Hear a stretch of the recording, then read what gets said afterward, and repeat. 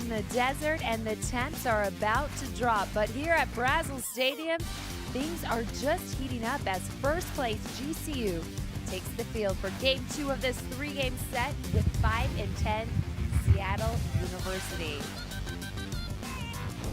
I'm Kate Longworth, mentioning that wind, and right on cue, here it is. Thanks for joining us for Division I college baseball here on the CW6, where we're getting you ready for game 2 of this 3-game set, as we mentioned, with Seattle University. Seattle University came out on top Friday night, so now you know the Lopes. They are eager to get back on the diamond to get the W today, and they have been scorching the competition when it comes to WAC play with a 16-2 record, which means their magic number is 5. A combination of 5 GCU wins with New Mexico State losses. Well, that could help the Lopes achieve their goal they've had all season long, taking home the WAC title. Just starting in fall, that's all our goal has been. When we came out here and grinded out here was just win the WAC regular season. So, you know, we put ourselves in a good place for that. And I think that's all we can do this year. So next year, you know, obviously when we become eligible, then we'll go from there. But I think this year it's important to just focus on winning the WAC right now. Well, it's huge because, I mean, like you said, we can't go to the WAC tournament and we can't continue on to a regional if we win that, or we can't go on any further than winning the regular season until next year. So that really helps us out to kind of just work for everything that we have right now, live in the moment and not think ahead of ourselves. We just have to play day to day, pitch by pitch, and make adjustments pitch by pitch to fit our style of game and fit who we're playing. I mean, it's huge for us. That's all we have right now, and it shows the teams next year that we're ready. We're here and we're ready to take the next step and go on. Certainly making the most of each minute out there as they are getting very close to that WAC title. And so that seems only fitting that I'd welcome in the rest of our broadcasting first place team, because when you're talking baseball here in Arizona, who better to have on your side than Shea Hillenbrand? We're so excited to welcome him to our broadcast with a guy who knows everything when it comes to GCU athletics, Barry Boutel. Guys, I've set the stage. The bar is high. Go ahead, take it away. Yeah, did she ever raise the bar high? Shea, Wow. It's great to have you with us. Of course, a 2-time Major League Baseball All-Star and from Mesa, Arizona. So glad you could join us for some college baseball tonight. Thank you so much. I was so glad to get that call to be able to come out here to do this, and I'm just excited to have a good night. All right, well, this is a showdown for the Lopes because it's in their hands in regards to the WAC conference title, the regular season title. As you look right now at the standings, 16-3 overall. GCU on top, their overall mark at 22-22. New Mexico State stands at 12-4. Any combination, as Kate mentioned, 5 wins, 5 losses between those two teams, and it could belong to the Lopes. But Seattle University playing real strong here near the stretch run. They have won 3 straight for the first time this season. They picked up their 6th conference victory. They are now 6-10 overall. Last night, a 9-8 victory by the Seattle Redhawks. As I mentioned, their 6th conference victory, and both starting pitchers, Shea, well, really were subpar because we expect great things from Jake Wong, and both coaches weren't real impressed overall. Yeah, the thing is that Jake Wan's a local guy, and he always wants to come out and try to do a good job, and that's just the beauty of baseball. You never know what's going to happen on any given night, and at this point in time in the season, it's really integral that the players really focus and really hone in on the specific understanding of the tiredness sitting in, the stretch run with the playoffs coming in, and the conference title in hands. Garrison Schwartz with a big home run. A.J. Franks looked very good in relief. We'll see perhaps after his performance last night if he's in relief. Well, hopefully the starters will go a little bit longer tonight between the Lopes and the Redhawks. One guy that's been playing real well for GCU, the first baseman, the transfer, the junior, Ian Evans. Yeah, Ian Evans is a local guy. I'm really partial to him. He's a first baseman for one. That's what I played. And he's from the East Valley at a junior college. He's a Gateway Community College, and talking to Andy Stankiewicz before the game, he said that, you know, he was projected to be a 5, 6, 7 hitter, and with his mentality, his why is different than a lot of players at this level. You can see on his face right there, he loved the game. I think this is just a stopping point for him, I believe, on his way up to the pro baseball. Last week's WAC hitter of the week, Ian Evans, hitting .329 on the season. Another Lope that has been at the top of the batting order all season long is the second baseman. That, of course, is Ian Bull. Yeah, Ian Bull. Austin Bull. Austin Bull starting out at shortstop at the beginning of the season and finding himself settling in at second base. A local guy as well from Chandler down here. And he's just a big spark plug at the top of the lineup. He's a grinder. He's one of those players that is a missing fortune in the game nowadays. A guy that Andy loves to go to at the top of the lineup. Coach's son, Harold, of course, the head coach, longtime head coach at McClintock. Austin Bull hitting .347 for the Lopes. Seattle University, as mentioned, 6-10 in the conference. Here is a team that won it last year. Coach Harold, Donnie Harold, was WAC Coach of the Year. Did a great job at the helm now in his 8th season. Yeah, I just talked to him before the game as well, and he's just got a great spirit about him. He's a great guy.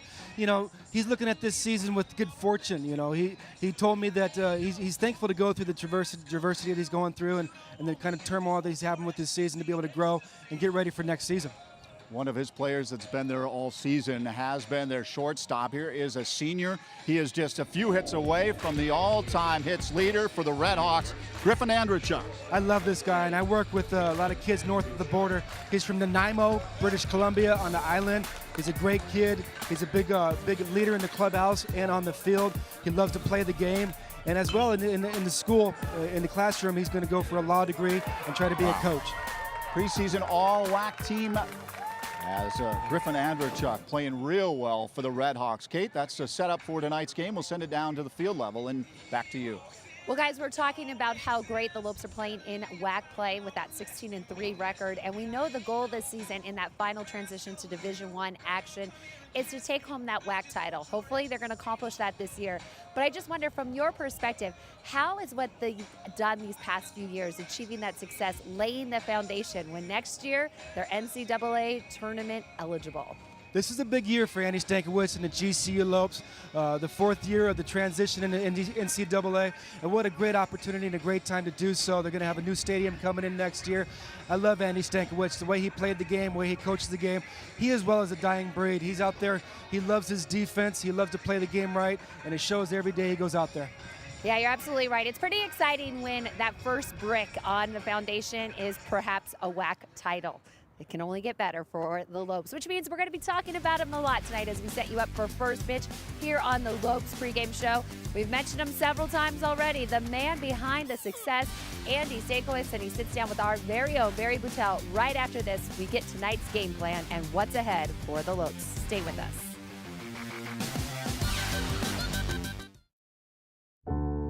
Time. You always take the time for ballet class and doctor's appointments, for school meetings and school drop-offs, late nights, early mornings. You wouldn't have it any other way. Bad dreams and good days. Big chapters and little moments. But as they grow, you can too. There's never been a better time to create a better future. GCU's online degree program puts you first, so you can make the most of your time. Find your purpose at Grand Canyon University. Bring the whole family out here to Brazel Stadium tomorrow at noon for the series finale when Andy Stankiewicz and the GCU baseball team takes on Seattle U. The Lopes looking for their 7th WAC series win of the season as they continue their drive for the conference championship. The weather will be fantastic, so come on out and root GCU on to victory. The Lopes pregame show continues from Brazel Stadium. Barry Boutel alongside the head coach Andy Stankiewicz on this balmy evening. Thank goodness for the breeze, but it's something you guys are going to have to battle with as you try to bounce back after an opening series loss to Seattle. Yeah, it was a tough one last night. We had some fight to the end there, but bottom line, we just didn't make some pitches in the middle of the ball game that we needed to, and so. But it's baseball, right? It's why you play 3 games on a weekend, and that's a series. So we'll get back on it tonight. Yeah, and you guys have played very well in series up to this point. Just your first conference loss at home, 16-3 overall. This conference is really, the destiny is in your own hands. It is. It's a good. We talked to the guys about that. Prior to the series, we have to look over our shoulders and worry about somebody else. And so as far as getting a win or a loss here or there. So it's in our hands. We got to finish it well. We've played really well up to this point, and it's a matter of tonight of just kind of flushing last night, letting it go, and lock in on tonight and play some good baseball. Got tonight, of course, and then the series finale tomorrow afternoon, and then you close out this conference schedule, one in which you guys have been able to handle very well this year. Yeah, we're towards the end, and we have the bye weekend, the final weekend, and so we'll be done a week prior than everybody else. And so it would be nice to put ourselves in a good spot, and we head out to Davis to end out the season. So, like you said, it's in our hands, and we got to take care of business one game at a time. And you close it out at Utah Valley in the conference. And one pitcher that we want to talk about is the lone senior, the guy coming out of the bullpen, threw 39 pitches last night, the side armor, A.J. Franks. Yeah, he's been, we're kind of looking at the board for next year. You always project, right, as a staff, and we're still going to miss him. I mean, the innings he eats up, and he's so doggone good.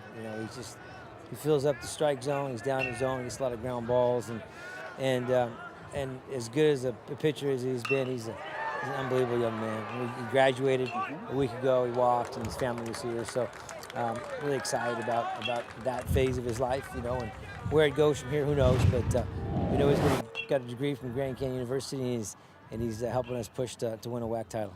Then out in the field, it must have been sweet to be able to have Preston Pavlica come back after missing 27 games. Yeah, that's nice. He has an element of just toughness, and he can really run. You can see him play center field, and he gets good jumps on balls. He almost made a great play yesterday, a diving play. But he's a tough young man. He kind of brings a little toughness and some moxie to our lineup, and so it's nice having him back for sure. He's been back for the last 10 games after making a spectacular play in which he hurt that right wrist, so it's great to have him back in the lineup. How about the starting pitcher, Jake Ravitch? Yeah, Jake's got to do what Jake does. He's a command guy, and he runs his fastball up there pretty good when he has to. He can touch 80, 89, and he's just got the ability to work the ball in and out, and he got a good little changeup and a breaking ball. So he pitches, he doesn't try to be someone he's not. He just makes big pitches when he has to, and so we feel good about him taking the ball tonight and giving us a good opportunity to get a win. He's got to feel pretty good coming off a career-high 8 1/3 innings in a big win at New Mexico State. Yeah, he pitched a great game there, and that's a tough place to pitch, as you know, Barry. Las Cruces, the wind is always howling, and they can really hit, and Mexico State's got a great offensive attack. So for him to be able to hold them down like he did, that just tells you what a great game he pitched. And a quick comment about Seattle University. They're now riding a season-high 3-game winning streak, and Donnie Harrell now has some youngsters in this lineup after he's battled some injuries. Well, he has. He had two big arms to start the season, and unfortunately for him, they went down. And so it's tough. In our conference, if you lose your 1 and a 2, you're kind of trying to find depth, and it's not an easy task. But Coach Harrell and his staff does a great job. It's going to be a good test here tonight. All right, look forward to a great one. Good luck. All right, Barry, thank you. All right, Andy Stankiewicz, our guest. Stay with us. More of the Lopes pregame show continues from Brazos Stadium as the Grand Canyon University, well, overall, they believe that all deserving students should have an opportunity to attend college, and they have granted selected students free tuition to attend GCU. We'll tell you more about the Students Inspiring Students Scholarship Program when we come back, only here on the Lopes pregame show.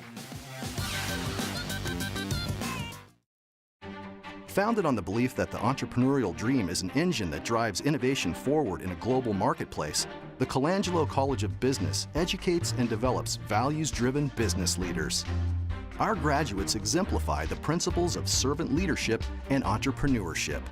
GCU's strong Christian identity informs the education you receive, integrating our Christian values with the business curriculum. The college features more than 25 programs from the bachelor through the master's level, catering to traditional, evening, and online students. These programs serve a diverse set of aspiring business professionals who not only learn in the classroom, but gain real-world experience operating actual businesses. Our students also receive unique access to Jerry Colangelo's legendary experience, leadership, and connections throughout the business world. Find out more at gcu.edu/business.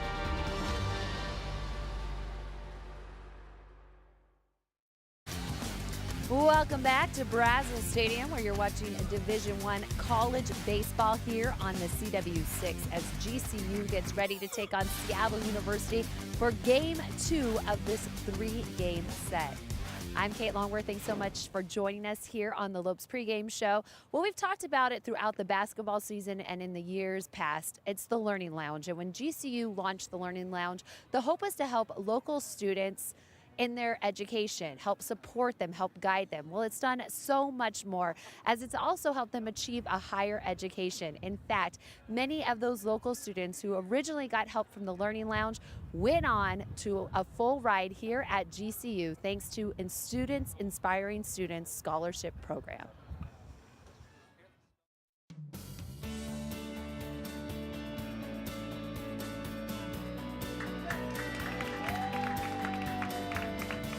Well, currently, we are awarding the next 100 students that will be receiving their 4-year free tuition scholarship at Grand Canyon University.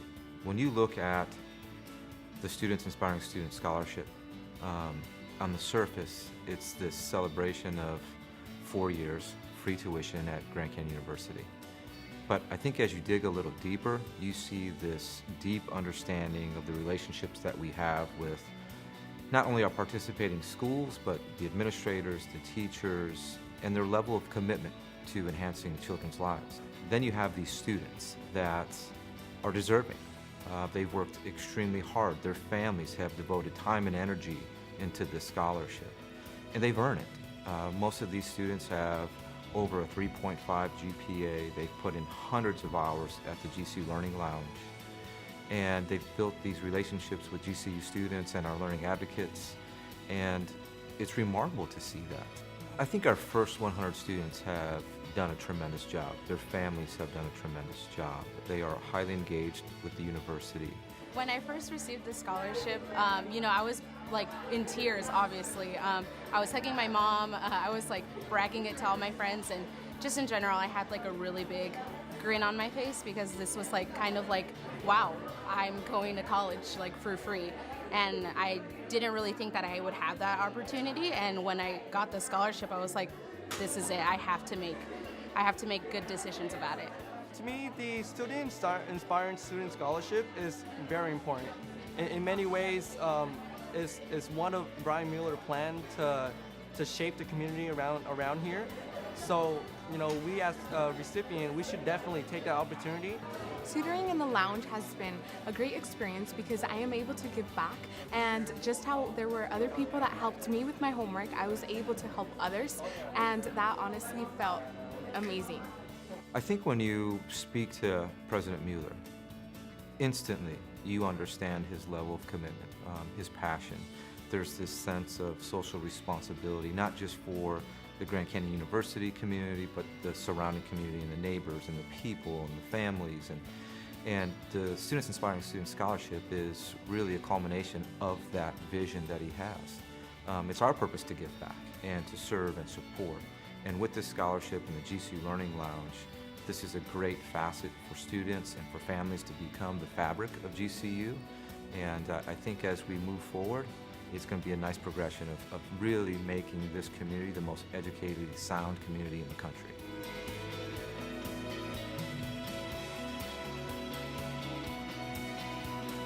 A sense of community for sure, and as you heard the students mention, they are just proud to be shaping the future. Already to date, GCU has handed out 100 scholarships and more, and they continue to do such. Excited to hand out over 100 more in the years to come. Well, still more Lopes pregame show coming your way. We've talked about the wind and the temperatures dropping. Well, we're also on flood watch. That is Tom Flood, of course. He is the indoor and outdoor track coach, and his teams are succeeding out there. First place, they've set the bar high, and we will talk to him when we come back here on the Lopes pregame show on the CW6. Don't go anywhere. We'll be right back. Learn the art of hospitality management at Grand Canyon University, right in the heart of Phoenix, Arizona, a top tourism market bustling with opportunity for our hospitality students. Join the student team at GCU Hotel, delivering unmatched service plus beautiful amenities like the Oasis Pool, full-service fitness center, Canyon 49 Grill, and the artisanal coffee and teas of GCPC. Enjoy hands-on training, leadership opportunities, and learn golf management on the rolling greens of GCU Championship Golf Course, featuring over 7,200 yards of expansive tees and tree-lined fairways. Plus, a brand new luxury clubhouse, golf pro shop, and restaurant. Across every enterprise, hospitality management at GCU is your chance to network, learn, and grow. Find your purpose at Grand Canyon University. Private, Christian, affordable. Visit gcu.edu. Well, school's out for summer, but we know there are Lopes fans at home watching right now, dialed into this baseball game between GCU and Seattle University, and we want you to be a part of the action tonight. Find us on social media using the hashtag #LopesRising. We're on Twitter and Instagram. We'll have tweets going across the screen throughout the game, and we want you to be a part of the action.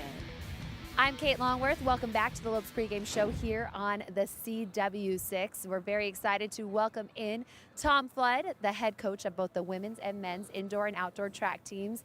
And I was just saying the student population has left, but not your students. The track team still intact here, doing well. We're going to talk about what's in store for the outdoor team, but first, congratulations. Very successful seasons on both sides for the indoor track teams. Take me through the success you guys achieved. Yeah, we were very fortunate enough again this year. We defended both our men and women's indoor titles, so we're able to repeat there, and made our job a little harder to repeat here outdoor, but we're looking forward to going to Texas on Tuesday and trying to defend our titles down in Texas. And you guys did so well in indoor track, but you don't have an indoor track. How do you train? Very easily. It's nice to be outside and train on an oversized or 400-meter track. So it's tough when your championships though are on a 200-meter bank track. To learning how to run the boards and run those curves can be a little difficult, but hasn't seemed to hurt us yet. So yeah, I would say if you're training in the elements here in Arizona, it's only going to make you stronger when you go into that controlled indoor environment for sure. And you mentioned on what's in store for the outdoor championships and for the outdoor teams. Walk me through what's up next. Yeah, we leave Tuesday for our outdoor championships. We will look to try and defend both our men and women's titles. We've made our job a little tougher this year. We are redshirting about a half dozen senior athletes in our last year of this NCAA transition.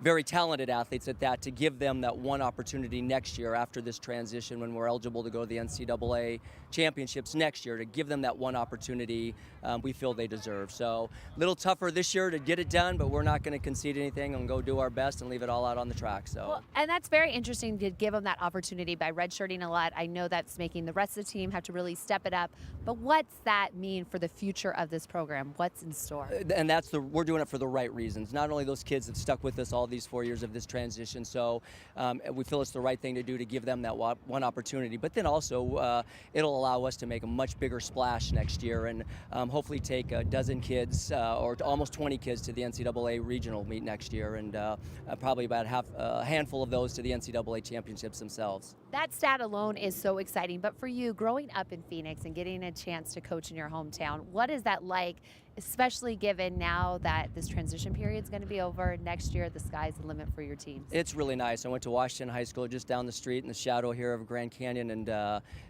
be able to start the program here, like I always say, with nobody and nobodies, and to see our success and the growth of this the university with Brian Mueller's vision. It's been incredible to even just be. I'm totally blessed to be a part of it. And track is such a unique sport because it's a team sport, but it's also based on a lot of individual efforts and goal setting. So who helps you with your coaching staff to reach so many different students and inspire them to do some great things? Well, I have a tremendous staff. Sarah Slattery is our distance coach. She's a 5-time NCAA champ herself. Todd Lehman's our vertical jumps coach and men's multi-event. Chris Riggs was an athlete of mine at Colorado State. Joe Risho is a very outstanding young coach and has coached Tarasu to the Olympics this last year in the throws. So we all get along very well. We all have the same vision, very competitive, but we do it for the love of the sport, and we're very blessed to have the kids we have. So, well, best of luck in the next week to come, and obviously next year when you get all those redshirt seniors out there, you guys will be a force to reckon with. We're going to go battle this weekend to try and win a couple of outdoor titles, and we're looking forward to next year already. All right, sounds good. Thank you so much, Coach Flood, for joining us, and we still have more Lopes pregame show coming your way. We're counting you down to first pitch. We're just moments away. Right after this, we'll take a look at the landscape across the WAC conference, and of course, get an up-close look look at who's in the lineup tonight for your Lopes. First pitch, it's on the other side. Stay with us. Hi, I'm JC. I am a freshman here at Grand Canyon University. I'm majoring in Christian studies and minoring in psychology.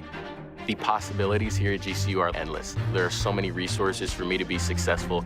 I want to be a pastor, so I've developed this program called Weekly Words. Basically, what we do is we go out to an awesome place in Phoenix and we film a 3 to 5 minute word. Coming down here to GCU and seeing everything that they were doing really encouraged me to take the gospel to a contemporary outlet.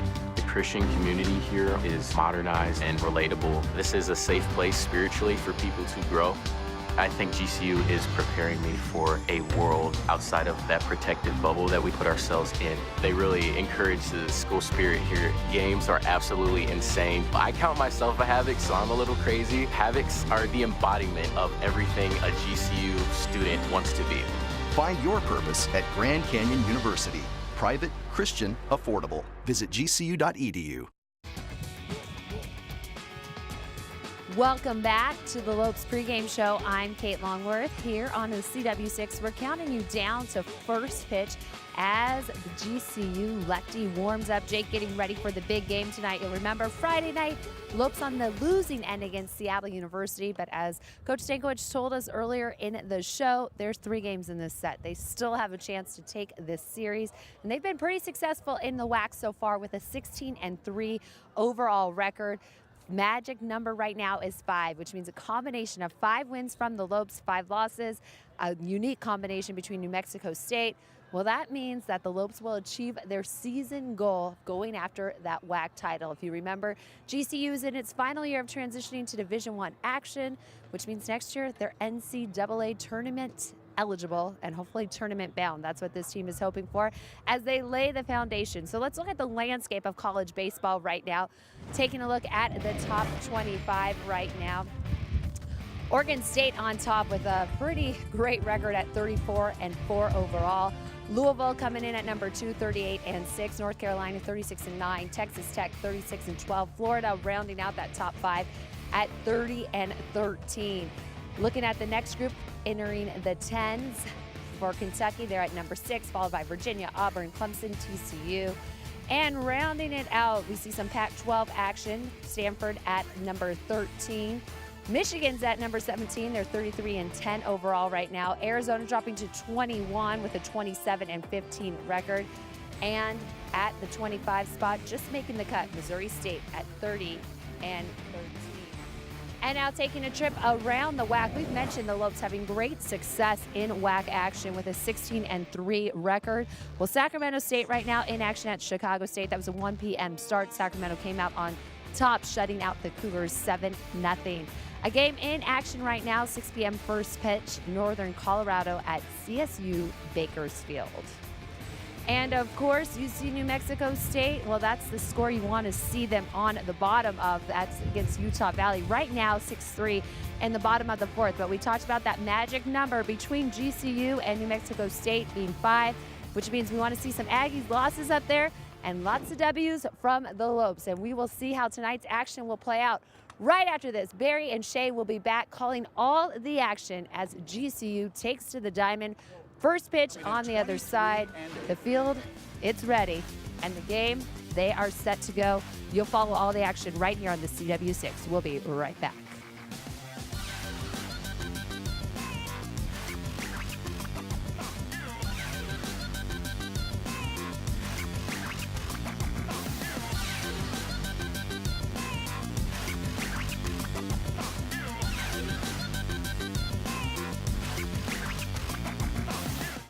I'm Bethany. I'm a junior at GCU, studying Christian studies with a minor in psychology. Really what made me fall in love with GCU was the ministry aspect that they have here. I love all of the different community service opportunities that there are here.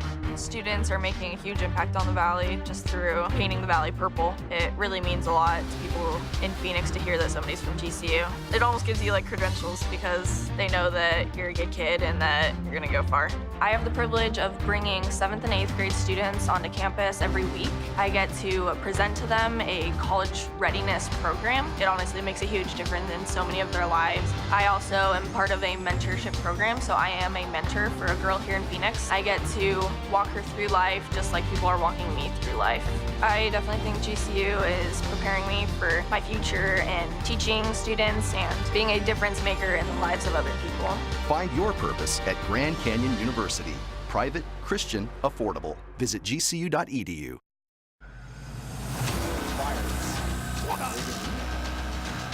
Throw to second, Pat Joe lays it down. High time. Wolves take the lead.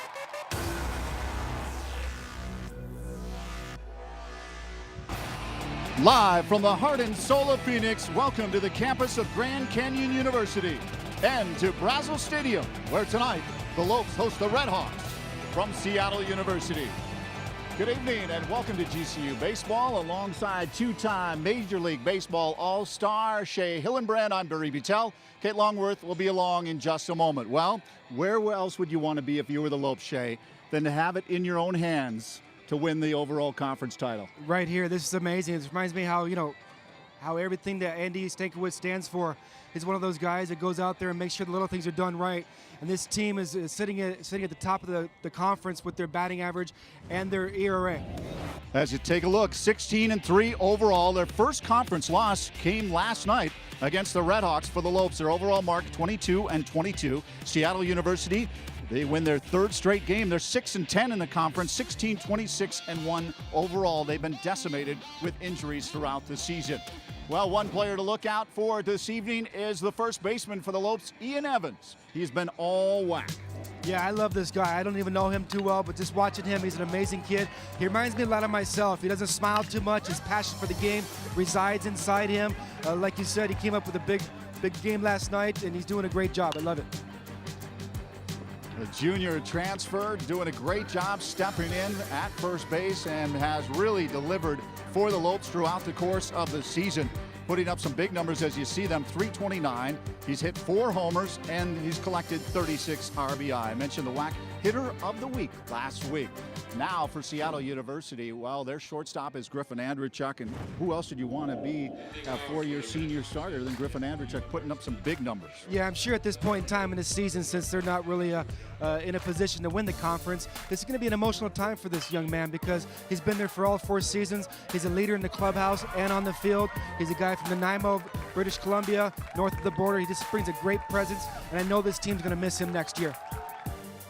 Look at his numbers, 277, 2 homers, 18 RBI. Look at his conference numbers, though. 333, 12 runs, 18 hits, and 8 RBI. It was 2 for 6 last night with a double and 2 runs scored for Griffin Andrechuk.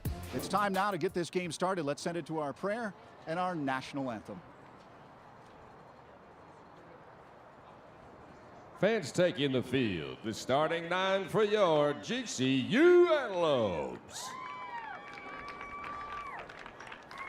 Ladies and gentlemen, at this time, we ask that you please rise and remove your caps as we begin our competition off with a word of prayer delivered by GCU Dean of Students and Campus Pastor Dr. Tim Griffin.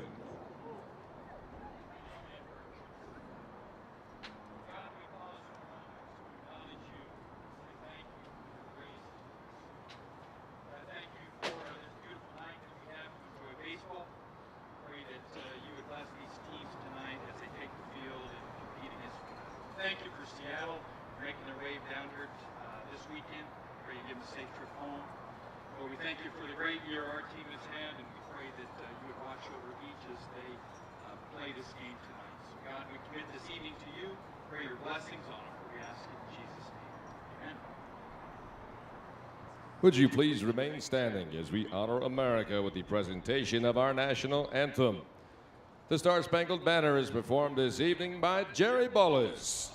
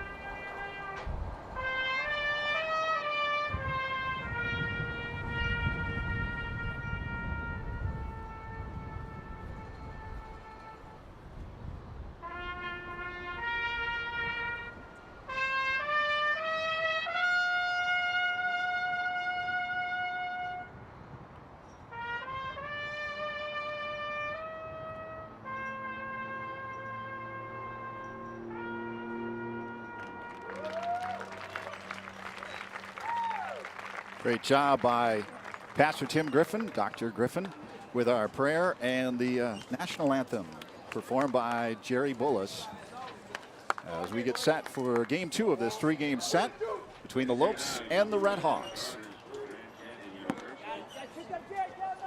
Take a look at the visiting batting order for the Seattle Red Hawks. Coming in the conference 6-10 overall. Their shortstop is Griffin Andrechuk. He'll lead things off. Second baseman Curtis Perrin. Batting third is the third baseman Austin Lively. In the cleanup spot, the left fielder Aaron Struzma. The center fielder is Dalton Hurd. The DH Chase Wells. In right field, batting seventh, Jeffrey Morgan. Batting eighth, the first baseman Sean Sutton. And batting ninth, the catcher Blaine Wagner. As you look at the head coach, Donnie Harrell. Yeah, and Aaron Struzma is one of those guys we're going to keep our eye on for this game. He's a big athletic person, a player sitting in at 6'3", 220 pounds. But what strikes me for him is that he's got a bunch of stolen bases. He's 15 for 18 with stolen bases. He's hitting .308 with 5 home runs and 33 RBIs. The Red Hawks will be facing a Lopes team that is 16-3. As you look at the Canyon State Credit Union starting defense. In left field, Tyler Wyatt. In center, Preston Pavlicka. Garrison Schwartz over in right. At third base, Zach Malice. Mark Mumper is the shortstop. Austin Bull at second. Ian Evans at first. Behind the plate, Griffin Barnes. And on the hill is Jake Ravitch. The left-hander, 5-3 overall. Yeah, Jake Ravitch is one of those guys that he's going to rely on his defense. His go-to pitch is his changeup, and one of those things to where if the defense allows him to get into a rhythm and he goes out there and commands that changeup, he's going to be a good game for him tonight. Let's hear from Jake about what makes him successful. You know, I really, fastball command is the first thing. Going in and out with a 2-seam and a 4-seam fastball. And not just limiting myself to in and out. I think up and down, messing with eye levels, things like that, throws the hitters off, and also changing speeds. So change-ups, a lot of change-ups last weekend against New Mexico State. That got me out of a couple innings with double plays. So sticking with that, and ultimately just sticking with my game plan of just attack hitters, get ahead, strike one, and give our hitters a chance to go win a ball game. And we are underway. The first pitch from Ravitch. Down low and outside. Ball one to Andrechuk, coming in batting .277 on the season. You know all about where he grew up. Nanaimo. That last name, you'd think he'd lace him up and play in the NHL. Like Dave Andrechuk. I asked him before the game if he did. He doesn't care anything about hockey, which is unusual for guys in British Columbia. I know. I think it's a law.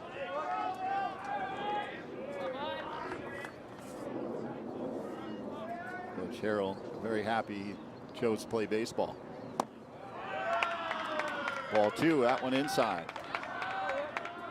Nanaimo. Nanaimo. British Columbia, it's on Vancouver Island. It's an island, right? Yeah, it's on the island. I actually believe I've been on that island. Beautiful part of the world, Vancouver. Whistler. Strike one. Beautiful evening, 86 degrees. Where did that wind go? I know. It's there. It's gusting at 26 miles per hour out of the southwest. Yeah, poor Kate. I think it was there for the full 30 minutes of that pregame show. 2-1, swung on, fly ball, left center field, way back. That's going to one bounce, make its way to the wall. Griffin looking with a big turn at second with a stand-up double. It's a great example right there of him putting the quality of bat together, doing a great job leading off the inning to start the game.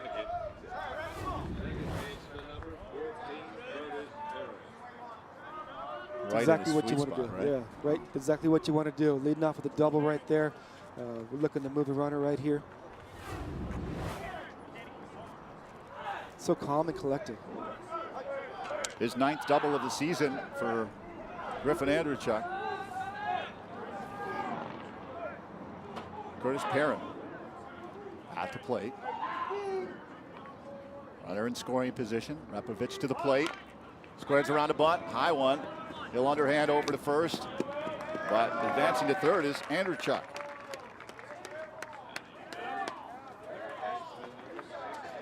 Your 3 keys to tonight's game, Shay. Yeah, those keys are going to be good. We're got eye on the prize. You know, GCU's leading the WAC right now, and they're going to look to try to close this out and have a great season with their 5 games that they got a magic number of being that. The defense, got to defend your home. They got to play great defense behind Jake tonight. They turned 3 double plays last series in New Mexico State, and looking to do that. And get to the pin. They got to get Junk into a deep pitch count early in the game. Get into that bullpen. The Seattle University threw three of their top bullpen pitchers last night in the game, and if they get to that pin early, I think they have a good chance of winning this game.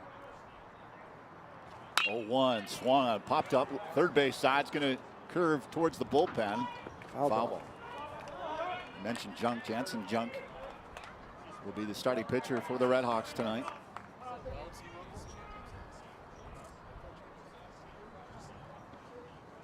Austin Lively, the third baseman, hitting .353 coming into the game. 26 RBI. He's got Andrew Chuck standing at third base. At the belt from the stretch, the 0-2. Outside. It's a good take right there. It's a lefty on lefty matchup. It's a good situation to be in.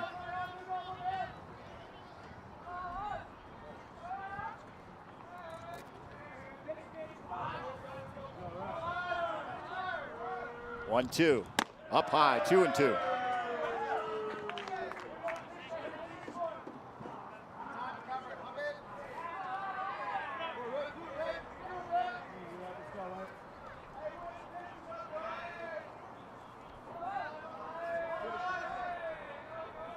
Two delivery.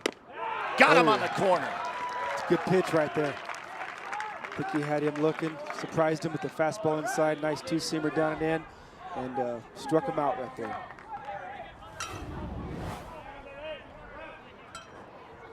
Wow. You can't get any better than that. 2 away now with Andrew Chuck with that leadoff double. Moved over. Sack bunt by Perrin. And Aaron Struzma, boy, has he been putting up some big-time numbers. What a great-looking athlete right here. This is what the scouts look at. Leads the team with 33 RBI.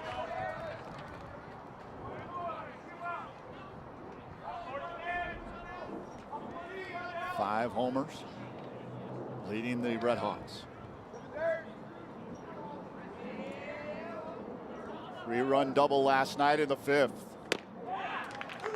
Catches the outside corner, does Ravitch. 0-2. These 2 batters in the hole against Jake. Yeah, Jake's looking really good right now, looking comfortable. Let's see where he goes to with 2 strikes right here. With the best big power hitter up at the plate. Ravitch, the 0-2. Oh. Just a bit low. Rich Dorman, staff of the Lopes, pitching coach, longtime coach in the Seattle Mariners organization.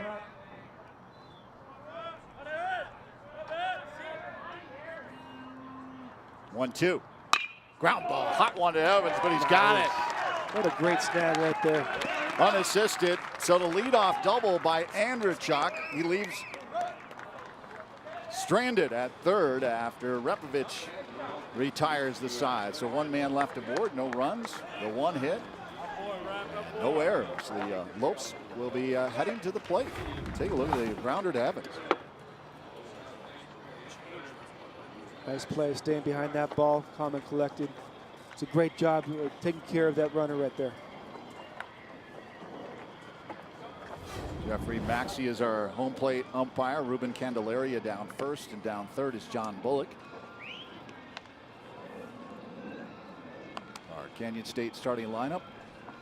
Canyon State Credit Union committed to you. Leading things off, as always, Austin Bull. In the 2-hole, the DH tonight, Tom LaRouge. Batting third, the first baseman, Ian Evans. At the cleanup spot, the right fielder, Garrison Schwartz. Batting 5th, the center fielder, Preston Pavlica. Third baseman, Zach Malice. Batting 7th, the left fielder, Tyler Wyatt. Batting 8th, Griffin Barnes behind the plate. And the shortstop is Mark Mumper. Yeah, we're looking at Garrison Schwartz tonight, trying to place a focus on him. Look at his conference numbers right there, 344, 3 home runs, 25 RBIs. He's got a sweet swinging lefty right there, leading the team in doubles, leading the teams in home runs, and looking to close out this season with some great numbers here. I love watching this guy hit the ball. He's got a great job. Here's our defense, brought to you as always, Canyon State Credit Union. Aaron Struzma, Dalton Hurd in center, and Jeffrey Morgan over in right. Austin Lively as at third, Griffin Andrewchuk at short, Curtis Perrin at second. The first baseman is Sean Sutton. Behind the plate, Blaine Wagner, and on the hill, Jansen Jung, the right-handed pitcher with a mark of 5-5 on the year. Jansen Jung's got a good stature. He's got a very, very lively fastball. He likes to look at overpowering hitters, and we'll see what he does. If GCU sticks to their approach and they stay within themselves and stay focused with specific focus on what they're trying to do at the plate, compete like Andy loves to do, I think they're going to have a great job tonight. Fastball, slider change in his repertoire for Jansen Jung. Typically comes in around 90 to 93 miles per hour. He's got it up to 96. Coach Harrell says once this guy fills out a little bit more physically, he's going to be overpowering. Yeah, they're talking upwards upper 90s with this guy. That's pretty darn hard. I faced a 101 mile an hour fastball, and that's crazy. Who threw it?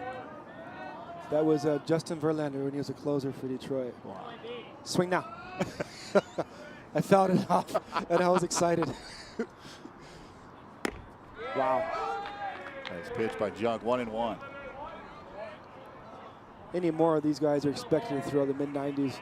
That blows my mind away. Bull hitting 347. Little off-speed pitch.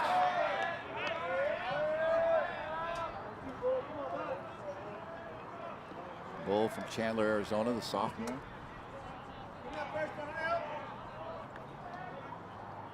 First homer last night. Big homer. It's always nice to get that first homer out of the way.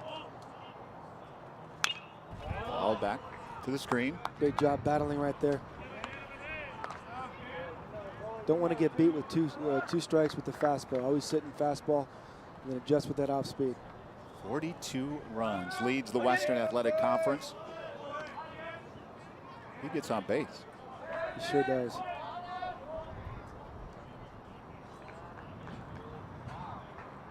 Blaine Wagner is going to make his way out. Thought perhaps we'd see Kyler Murphy, the man, that was local product. He that would had have been nice to homer see last night. He said it felt good, but he wanted to go out there and hit. I was trying to talk to him. He said he got to get ready for the game, so I think he thought he was starting as well. It's always nice to see these local kids produce. All out. Good job here. That pitch count up, right? There we go. Calm and collected these guys are. 95 mile per hour pitch fouled off. 1-2. Down low. Wow. It's a good take right there. 86 mile an hour slider in the dirt. Yes, sir. 86 mile an hour slider. 2-2 pitch coming up from Jung. Wow. Dropped. Oh, foul ball. Foul ball called by Jeffrey Maxey. Got a little tip on that. That was very interesting right there. Let's check this out. That was tough to see right there. It's good he made an effort to go run, though. You never know what happened in that situation. Wasn't called quickly. Stays alive. 2-2 from Jung. Ground ball by Andrewchuk. Base hit. Great at bat right there, putting the bat in the ball. 2 strikes, leadoff hit right there. Let's see if he can score another run.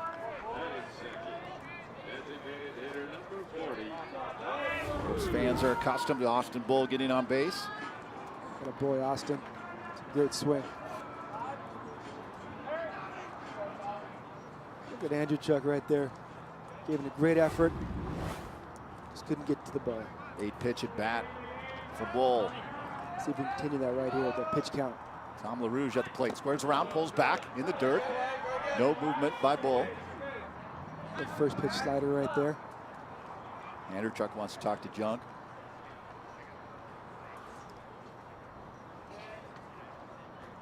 There you see Blaine Wagner.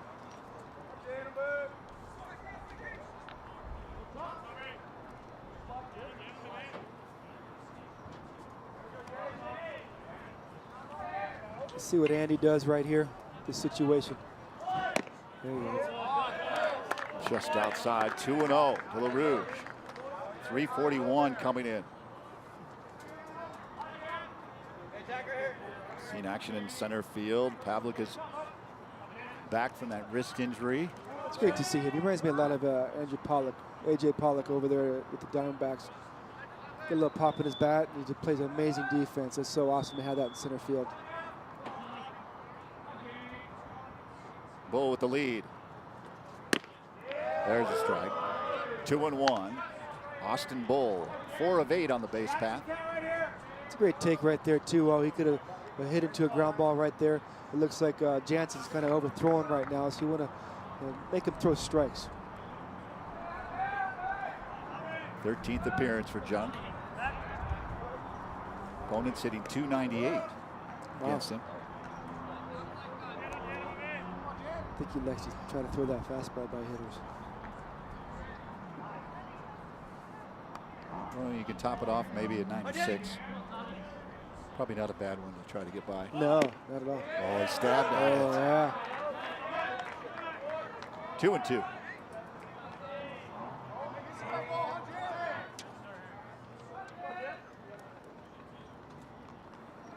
See what Jansen goes to right here with 2 strikes. At the big league level, Shea, are these types of fundamentals? I mean, is it spring training basically? And I mean, there's no fundamentals in the big leagues. You get the job done. You just get it done. It's, college baseball is a lot different than professional baseball. Does a great job right there, fouling that pitch off. Bull was off on the pitch. Hit and run.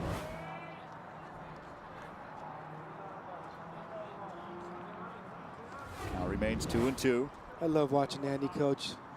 Andy Stankiewicz, I play with him every year with the alumni game with the D-backs, and it's the same way he plays shortstop. He's so intense. I love feeding off of him. There he is right there. I talked about it, that beard he's growing. So he's showing his age though with it. So I like that salty gray. Yeah.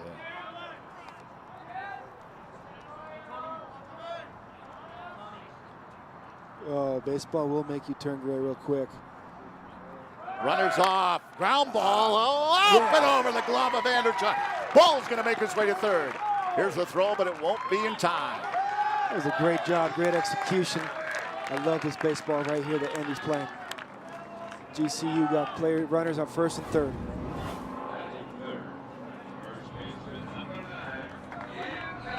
It's a great job by Tom covering that pitch out over the plate, not trying to do too much, just putting the ball in play. Got that lucky hop. Runners now at first and third. Bull over at third. At first, Tom LaRouge, Ian Evans will step into the batter's box. It's a great situation to be in right here. You know, Ian Evans at the plate with the guys in first and third, nobody out in the first inning. Keep that pitch count going over there at Jansen.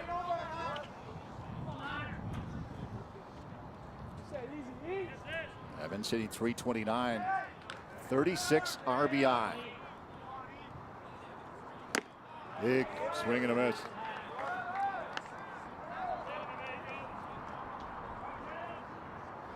I think Ian was looking for a fastball right there to launch it. It's a great situation to be in. Stankiewicz aggressive here in the opening inning. Nobody out. At the belt. Taking his time. Wow. I was waiting for somebody to call time. Yeah. It's a timely play right there that they put on to see what happens. Get the runner nervous at first base. Maybe put some pressure on the hitter right there. We'll see what happens.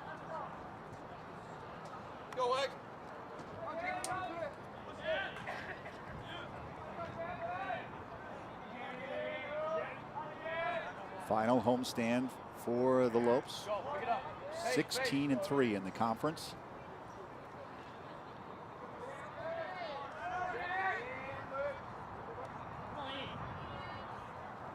Who gets away from Wagner? Bull's going to come in with a Lopes opening run. Like I said earlier, it looks like Johnson's kind of overthrown right now, trying to do too much. He knows, he has it in his head that GCU's leading the conference in hitting with a 321 average. Because that slider just slips right by the catcher right there.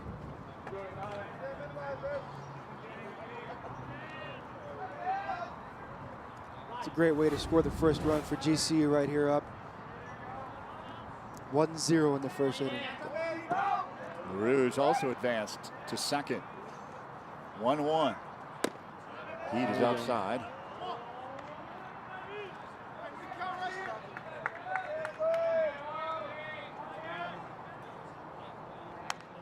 I like this guy, Ian Evans, transferred from Gateway Community College in the East Valley, plays first base. He's playing way more than the expectations he had that Andy had on him when he came here. Bit low. 3-1.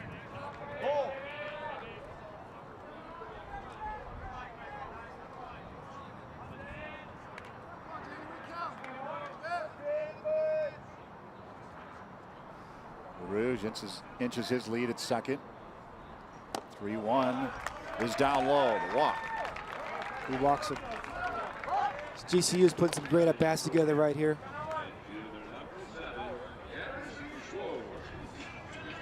Here's a guy we've been looking for.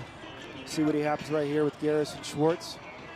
Another situation, great opportunity for him to be in right here to continue on with his streak and what he's been doing. Garrison with a homer last night. Leads the team with 40 RBI, 14 doubles, 6 homers, 285 batting average. And he's bummed about his batting average with all those other numbers that he's leading the team on. High one up over the top of the head. This one's going to put the second run across the plate. Schwartz stands up at second. Stankiewicz holding up. Evans at third. There's the run producer right there. Garrison Schwartz is putting the ball in play, doing what just seeing what happens. It's what you want to do in baseball. A lot of times if you just put the ball in play, put the bat on the ball, do the right thing, good things come out of it. Couple of hits like that, right? It's a great example of these guys getting these 3 hits and just not trying to do too much, staying within themselves and playing the game right. And that's a great example of the philosophy of Andy Stankiewicz over here at GCU. Bull drove one into the dirt, went up past the glove of Andrew Chunk, and then Schwartz with that chopper over the head of Sutton. That one's in the dirt to Pavlica. 10 games back, missed 27 with that wrist injury after making a spectacular play in the outfield. Yeah, that's going to be hard when you're coming back from a play after being out for 27 days, being out that long with an injury to the wrist, especially because your wrists are so important when you hit. To be able to come back, it's mentally tougher than physically. So it's Andy's doing a great job. Gets away from the catcher. Another one comes across the plate. 3-0. The last key of the game right there. The GCU's doing a great job of swinging at strikes and laying off balls and allowing Jansen to get his pitch count up early. Doing a great job.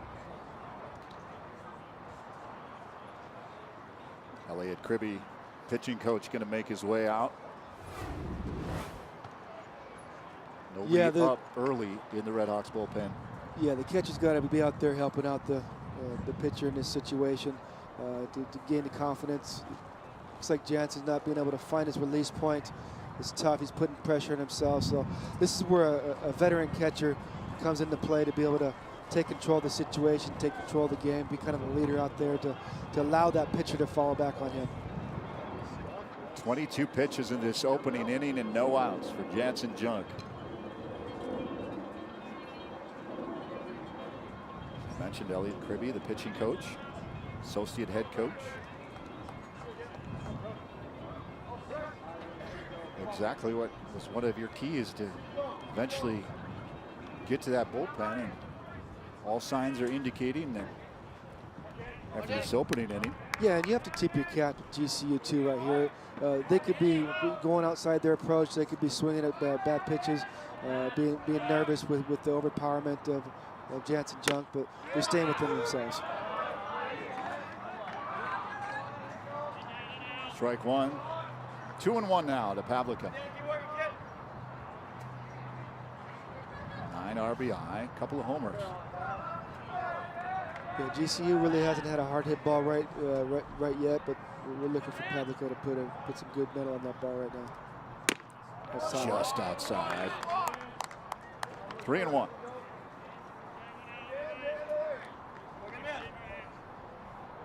It's the beauty of baseball. You really don't know what's going to happen. The nerves kick in. It's so mental out there. And if Jansen Junk can settle down, you might be able to turn things around. 3-1. That's a line shot right center. Going to bring in another run for the Lopes. Pavlica with a big turn at first. It's a great job staying within himself, just like the rest of the hitters.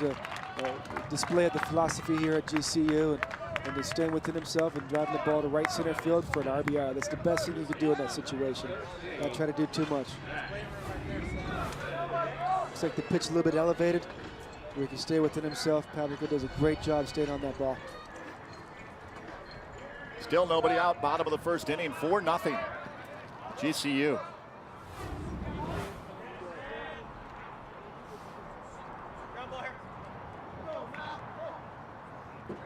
Maybe I might be that lucky charm for I think these you guys are, right yeah. now. I don't know. Pavlica was 0 for 5 last night. You weren't here. Then you come over and bam. Yeah. RBI. That might be my handkerchief in my suit pocket. That They is like sharp, I'll tell you that. You got to come back now. I'd be more than happy to. I love this opportunity. Zach Malice, the third baseman. The 6th hitter for the Lopes. 0-1 pitch, runners off.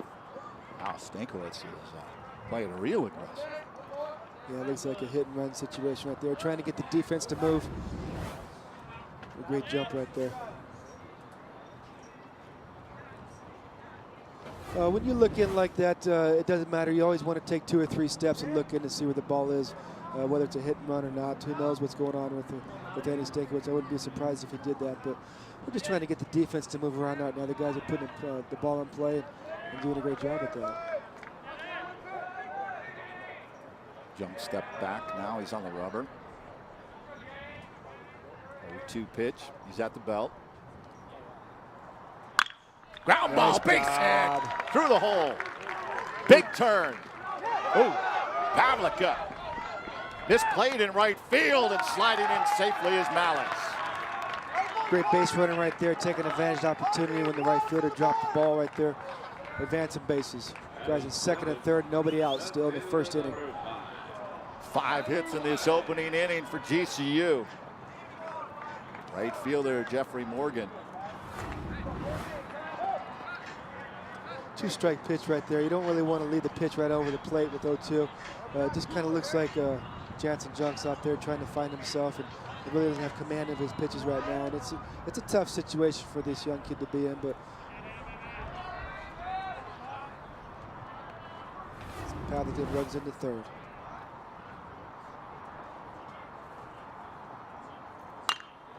Sky high. Out of play. Tyler Wyatt.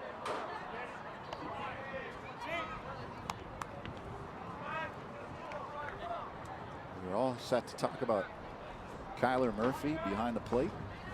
Yeah, and Tyler Wyatt right here. He's played 6 positions already this year. One of those guys who wants to try to play all 9 positions. I play with a couple guys in the big leagues that have done that. That's pretty talented to be that versatile, to be put out there every night. That just shows a display of how the type of player he is.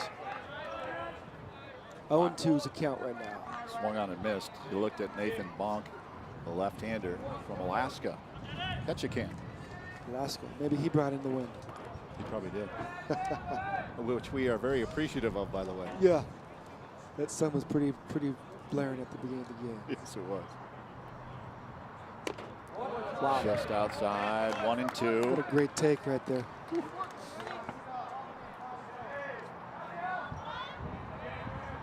Tyler Wyatt, Mr. Versatility. Still nobody out here in the first inning. Guys in second and third. Havlick at third, Malice at second. Junk at the belt, 1-2 pitch, here it comes. Right there. Catches Great pitch. One away. Strikes him out. Throws him up. Definitely with infield in right here. We got one out. You got to get an out right here. They need to make this out. If they get a base hit right here, that blows open the game and really takes the wind out of the sails for Seattle. So we'll see what happens. That was a great strikeout right there by Jansen Junk, and see if he can build off of that. Griffin Barnes got the start. A late notice. Late notice it was, yeah. Yeah, it looked like Josh Meyer was penciled in there. In the dirt, good job by Wagner behind the plate. It's been busy. Here's Wagner coming up with a great block with that slider in the dirt. Tough pitch to block with 86-mile-an-hour range. That was the 33rd pitch of this opening inning for Jansen Junk.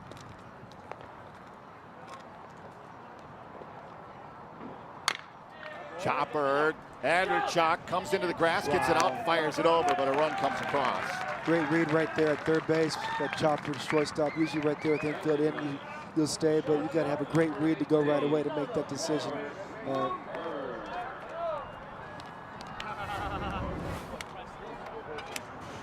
you go. Puts the ball in play right there. Great job. Whew. Should he have fired it home? No, he wouldn't have had a chance at home right there. It's a great jump at third base. Andrechuk tried to go home, but he made a great decision. Good read. That he knew the only out he had was at first base. 2 away now, 5-0 Lopes. Number 9 hitter Mark Mumper, the shortstop. High and tight.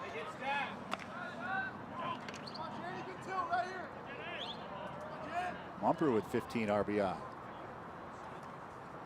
Colorado native.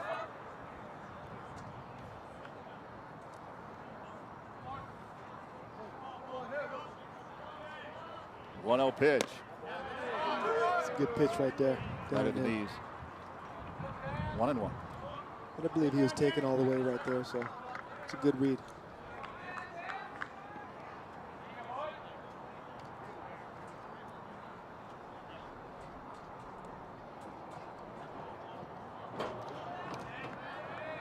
Minute opening inning.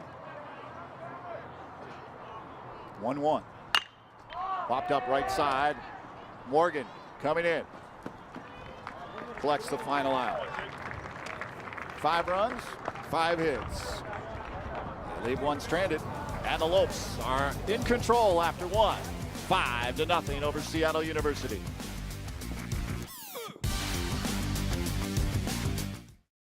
At GCU, earning your degree online doesn't have to be without the college experience.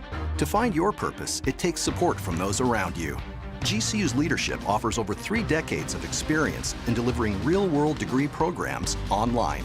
GCU's online class size averages less than 17 students with full-time faculty. Find your purpose online at Grand Canyon University. Call us today at 855-428-7692. Hey Phoenix, it's Thunder Dan Marley, head coach at Grand Canyon University. Coming to GCU was a great move for me. Join Antelope Nation by enrolling as an evening student at our beautiful campus in the heart of Phoenix. Earn your bachelor's, master's, or doctoral degree to take your career to the next level. Engage with industry expert instructors in small classroom settings where you can get the support you need to excel. Scholarships available. See you on campus. Go Lopes. Find your purpose at Grand Canyon University. Visit gcu.edu/e. Grand Canyon University Baseball on CW6 is brought to you in part by Canyon State Credit Union, committed to you. Barry Buttel, Shea Hillenbrand, Kate Longworth. Beautiful evening here in Phoenix, Arizona on the campus of Grand Canyon University. Brazos Stadium. Take a good look. After this series is over, middle part of the month, it'll begin to take a whole new look. That's exciting. I remember playing here in junior college a game, and I was just so excited to be at a Grand Canyon University. So I walked into that and realized how small it was. The campus has grown quite a bit, probably from that game when you were out here. Oh, it's amazing. You see purple all over town.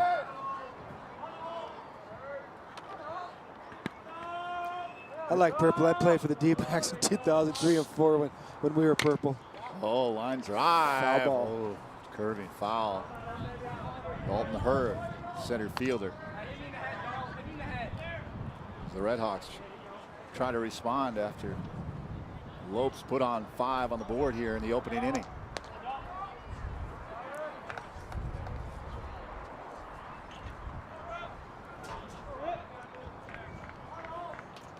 Looks like Jake's getting into his rhythm like I thought he would and hoped he would.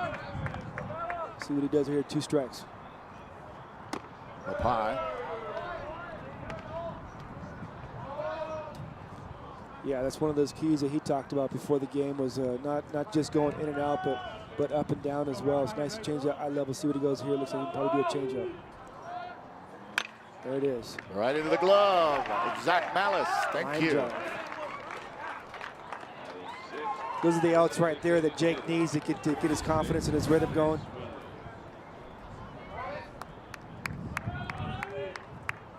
Didn't move a muscle. Just brought that glove up.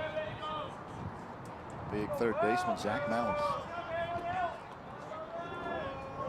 Chase Wells, a DH. High and tight, 1-0.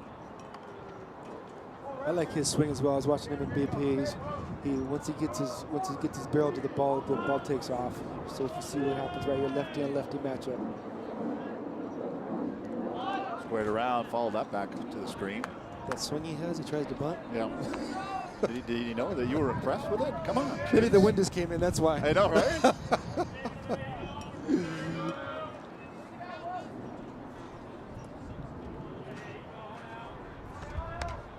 Great look from center field. Ravitch. Swung on and missed. Great pitch right there. Jake with a little bit of confidence knowing he's got 5 runs. He's got to give us starting pitcher a little bit of confidence. Oh, took it a little off speed. Fouled off. 37 pitches. Jake had to go back out to the bullpen and warm up a little bit. That maybe GCU offense took the key a little too serious of pitch count right there. Don't want your pitching sitting too long likewise. 1-2. Fly ball, center field. Pavlica, 2 away.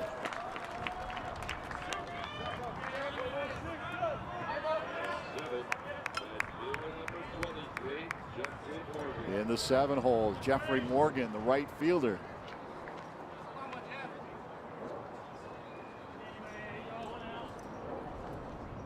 Jeff.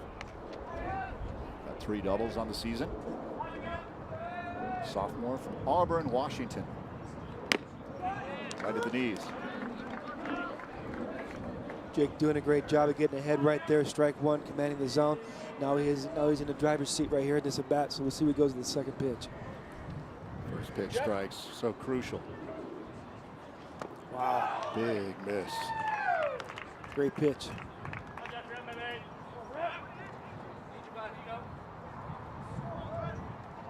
Heat off speed. What's he go with here? 0-2. I think he's going to go back to try to change that eye level. We'll see what happens. 0-2. Just a bit low. Wow. That looked like that barely missed. Down and in. Ravitch maybe thought he was going to get it. Dorman and Stankiewicz.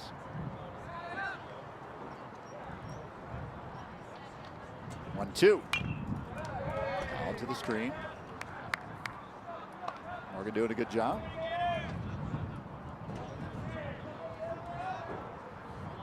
They won the WAC last year, Seattle University. WAC Coach of the Year, Donnie Harrell. Yeah, he's a great guy. I talked to him before the game. He looks like he's doing a great job with this organization, trying to make it grow. Grounded. Ooh, run off of Ravitch. The fired over to first, and they got it. How about that bumper over to Evans? It's a skate save. And yeah, talk a little hockey. Hopefully he's all right. Looks like he's all right. So 3 up, 3 down for the Lopes. Great job defensively as they shut down Seattle University. We'll head to the bottom of the second after this timeout.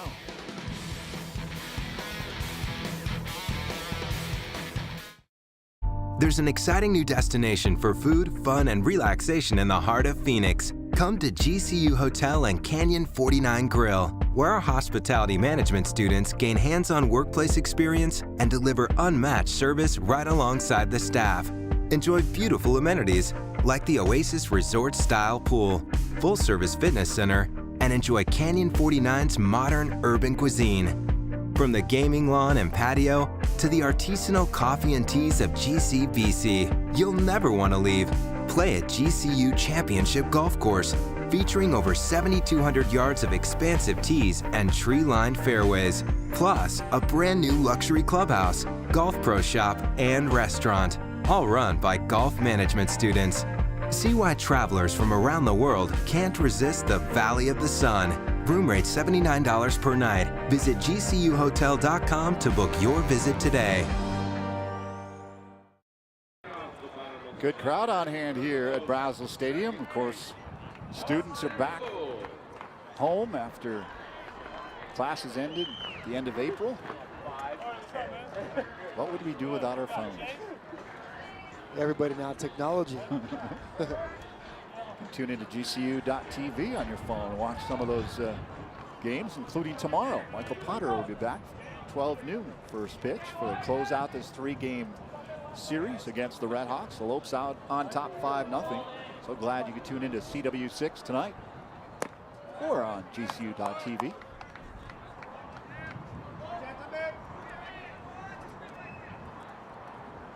Well, if they pick up a victory tonight, they'll be going for their 7th series victory.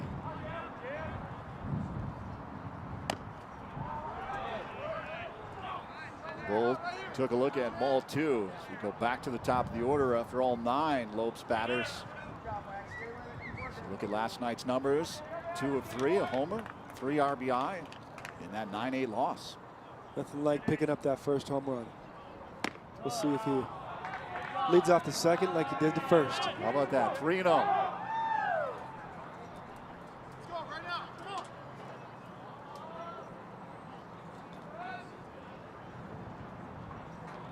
3-0. Looks at strike 1. Again, jumped through 37 pitches in that opening inning. He looks like he's a workhorse, though he can throw a fair amount of pitches and still get away. Wow. Looks at strike 2. He's got a pretty violent delivery, and if he gets that rhythm and everything under control and the release point consistent, he can turn this around real quick. Battling back, 3-2. Ground ball, left side, base hit. Right again. Austin Bull doing a great job leading it off again. 3-2 pitch, middle away, takes it between the shortstop and third baseman. What a great at bat right there. Went with it. He knew he was going to get a fastball right there, so he didn't want to try to do too much. Just want to make sure he's on time. And like they did in the first inning, just put the bat in the ball and put the ball in play. Good things will happen. See what Andy does right here with Austin on first base with nobody out. They're going to bunt. Had a hit and run in that opening inning. Pulled back, got a strike. Squared around a bunt. 0-1. Singled in the first. Scored a run.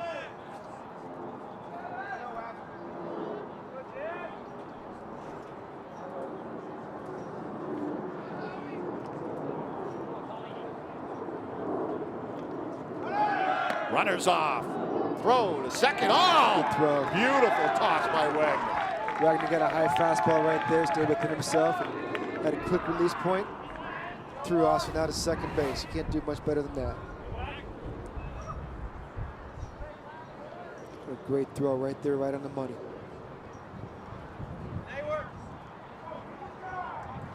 Definitely aggressive on the base pass as Griffin lays down the tag. Sweet. There's a base hit to the right side. The Rouge.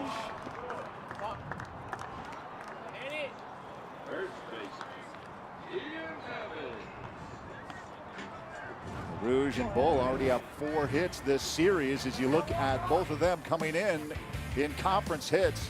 Now with 30, Ian Dawkins came in with 29. That's good. I'd love to have those 2 guys hitting in front of us in Arizona. Yeah, 3 4-hole hitters like these guys getting RBIs. It's great opportunities. Chopper, double play ball, can't get it out of his glove.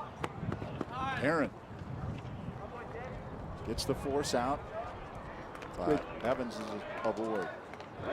Great job of just making sure you get that 1 out, trying to be a little too quick, but at least you got 1 out right there, keep the force play in order.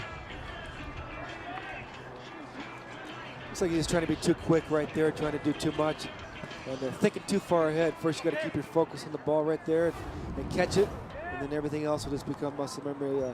Intuition will kick in and just finish off the play. Coach Harrow really likes that middle infield with Perrin and Andrewchuk. In the dirt, good job by Wagner keeping it in front. It's a great block with that slider right there. Schwartz doubled in the first. Jansen Junk looks like he's looking at his fingers or his hands. I don't know if he's developing a blister. Look at Griffin Andrewchuk. Curtis Perrin at second. All back to the screen. 1-1. Schwartz tearing it up in the Western Athletic Conference. Look at his conference numbers: 343, slugging percentage 597. It's amazing. 2 outs, runner at first. Out again. Going inside on Schwartz. Yeah, when that ball gets out over the plate and Schwartz is able to extend his hands, that's when he does his damage. So looks like they're trying to pitch him in and trying to handcuff him. 50 pitches for Junk.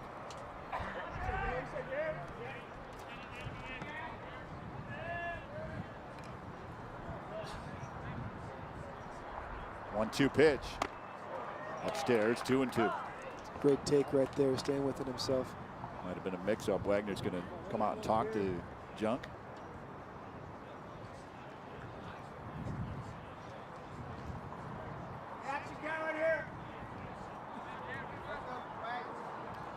There's a lot of guys that Schwartz reminds me of playing. It's just that advantage left-handed hitters have. They have just born to be able to have that sweet swing, and us right-handers were always so jealous of that swing.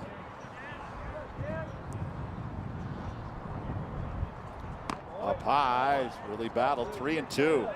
Steve Finley's little world. Steve Finley is a class act. He's one of those guys. He's kind of out there though.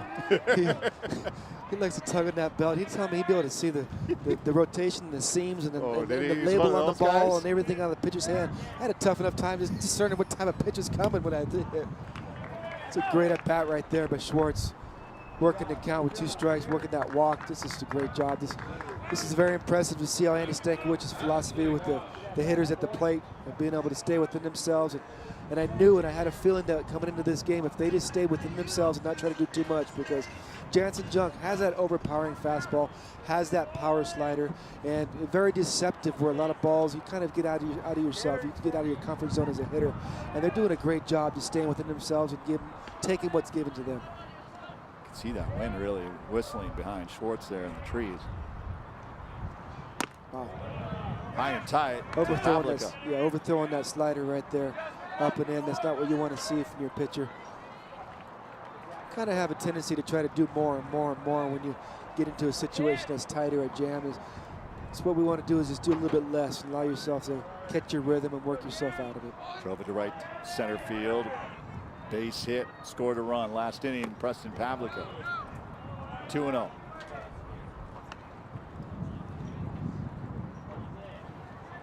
It's another good stop by Wagner behind the plate. Look at the breeze. When you're a hitter, you love seeing that wind blow. Especially if it's blowing out, right? Yes, sir. It was last night. There's a strike. 2-1. Looks like he's taken all the way right there. tracking that pitch, getting his timing down. Got to get that fastball timing in these situations and you work off of that. See if Jansen Junk comes back here with that slider to try to get Pavlik to roll over for a double play. Junk at the bell, 2-1. Upstairs, 3-1.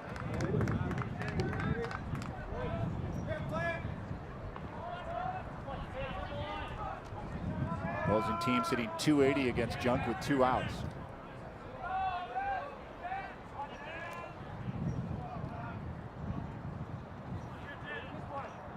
Pavlik hitting .318 with runners in scoring position. Looks at ball 4. Great job.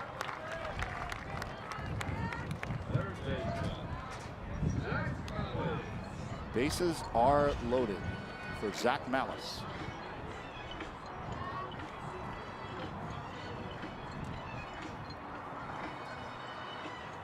Nathan Bonk has been warming up in the Red Hawks bullpen.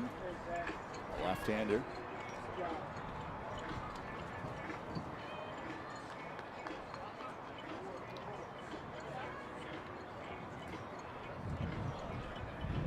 Well, we got that pitch count up pretty high in the second inning right here. Jansen Junk's coming out of the game right now, and we'll see what happens with the Red Hawks bullpen in this situation. It's the shortest outing right now here for Jansen Junk. So the pitching change for the Red Hawks. Let's welcome in Kate Longworth with an update on this weather. Well, guys, what's funny is coming into this game, we had a chance to talk to Seattle coaching staff over there, and we were talking about how they're preparing for the heat out here. They started with hydration and really talking to the players about the importance of that on Monday, preparing for this weekend. But who talked about wind with them, right? Because it is obviously a very windy day here. I know Seattle University players looking forward to the temps to drop tomorrow for that game in the 70s on Sunday. It'll be a great day out here at Brazos Stadium. And for Seattle University, the weather can be a factor in games when it comes to wet weather. A lot of rain up in Seattle, as we all know. They've had about 20 games either delayed, postponed because of weather. But now turning it back up to you, Shay, I know you had time to play out here with the Diamondbacks, obviously in a controlled environment with the roof. But you've played all over the United States, lots of baseball. You were kind of touching on it. But take us through the advantages, disadvantages, both when you're out in the field trying to chase down a ball with this wind, and of course when you step to the plate, what the wind is like from a hitter's advantage. Oh, I remember those times playing in Boston in April when it's 38 degrees and misting rain. You would hope it would snow. Your hands are so darn cold. The thing is, it's mostly mentally getting yourself into the game, getting yourself into the groove. If you have a rain delay, or if you wake up and you wonder, baseball, a lot of people think baseball players have superstitions. We don't have superstitions. It's all routine. It's routine and routine. And we rely on a routine on a daily basis. And you're able to prepare whether it's hot out or humid or cold or wherever. But if you have weather that's inclement, that's where you have a difficult situation as a player, because you don't know what the future is going to be or what the schedule is going to be, if a game is going to be delayed or if it's going to be canceled or whatever. So it's really tough to get into those grooves and those rhythms. Take a look at Nathan Bonk, the left-hander, making his 12th appearance. A freshman, 21 2/3 innings, 20 Ks, 15 walks. We go from Jansen Junk to Nathan Bonk. There's some good. Those are big league names right there. Bonk, another hockey name. He's got the hockey hair. He does. 6'5". Freshman. Randy Johnson. He hasn't even grown into himself yet. That's amazing. That ball's going to come out of his hand, and he might whack it with a bat. I wanted to get into your routine. You had some pregame routine, did you? Oh, it's amazing. I'd always wake up at 9 o'clock in the morning and go to bed at midnight every night. When I played, I tried to get in that schedule. And I can tell you from what I did from 9 o'clock in the morning to 12 o'clock midnight every single day. This game will drive you nuts. So the hardest thing to do as a professional baseball player when you're finished playing is to reintegrate back into society. I drive my wife nuts. I have a routine to make the bed. I have a routine to mow the lawn. I have a routine to pick out the trash. I have a routine to vacuum the room. It's just your mind's so routine oriented because it's so difficult to hit a bit. Some might say that's obsessive compulsive. Yeah. So I'm glad I don't smoke or drink. Oh, yeah. I was nervous. You do. They try to take that away from kids nowadays or whatever, say he's got ADHD or OCD you have to have that to play to want to keep doing it. I'd take 30, 40,000 swings in the off season and to be able to keep at it, it'll drive you nuts. Baseball is 162 game. And, even for these guys, it's at the college level anymore. They play for the season and then they train for the summer, then they train in the fall. You play year-round, whether you're in a youth organization, a high school organization, or college level. The game has changed a ton, so it's one of those things you got to keep your mind with it. Ground ball, 2 outs. Parent over to first. The Lopes leave the runners stranded. It's a great job by Bonk coming in and finishing out the inning. So 3 runners are stranded. The Lopes still on top, though, 5-0 as we travel to the bottom of the second. Top of the third, rather. Let's send it over to Kate Longworth. Well, thank you, guys. I am joined now by Jake Channon, who's an excellent golfer for the GCU team here on campus. And thank you for joining us on a Friday night here. But let's talk about just the success. You personally just completed your first year as a Lope. On paper, it looks pretty great. Second team all WAC. You won the Bill Ross invite at UMKC. Overall, how did it feel for you? It was a great year. Couldn't have really dreamed of anything better. Had a really great coaching staff. Trainers here are great. Everyone, family, everyone's support was phenomenal, and it couldn't have been a better year. And it was a great showing for the GCU men's golf team last week at the WAC championship. Your teammate Vinny Murphy won the individual title. You, Hayden Webb, Billy, you guys all came up in the top 8. Walk me through what was fueling the success for the team overall. So Vinny has led the team all year. 9 out of 10 tournaments he's gotten top 5. So I mean, no one deserved it more. We all were beyond ecstatic for him. Billy and Hayden, for them to go out the way they did was just, it was icing on the cake, really. And for us to win the final year, it just was everything that we had ever dreamed for. So. Yeah, GCU obviously in that final year of transitioning to Division I play. Had you been eligible this year, the team would have won by 5 shots. Very impressive. And you, top junior out of Thunderbird High School here in Arizona. What's it like for you to be playing here at a neighborhood university, if you will? Because you had the opportunity to go to a lot of schools. Why choose GCU? GCU just made the most sense to me. Everyone was here. My family was here. My coaches were here. I had talked with Coach Mueller, and Coach Brett is new this year, but I really got to know them a lot, and it was the best fit for me, and I love it here. Did the golf course have anything to do with it? What's it like playing on that state-of-the-art brand new golf course? I mean, that course gets better and better every day. The money they put into it it's unreal. The facilities there are unlike anywhere else. I mean, we are transitioning every day to becoming a top 25 program, and I can't wait to let everyone know and for everyone to see that. So. Well, congratulations, Jake. Great first year. And guys, we think he's good at golf, but back when he was 10 years old, our producer here, Rich Reed, used to play with him and his son, Reese, and they used to school him in basketball as well. So not only at age 10 was he winning qualifiers, playing out in San Diego for golf, but apparently he could beat Rich Reed in basketball as well. Is that really a tall task? Is it really?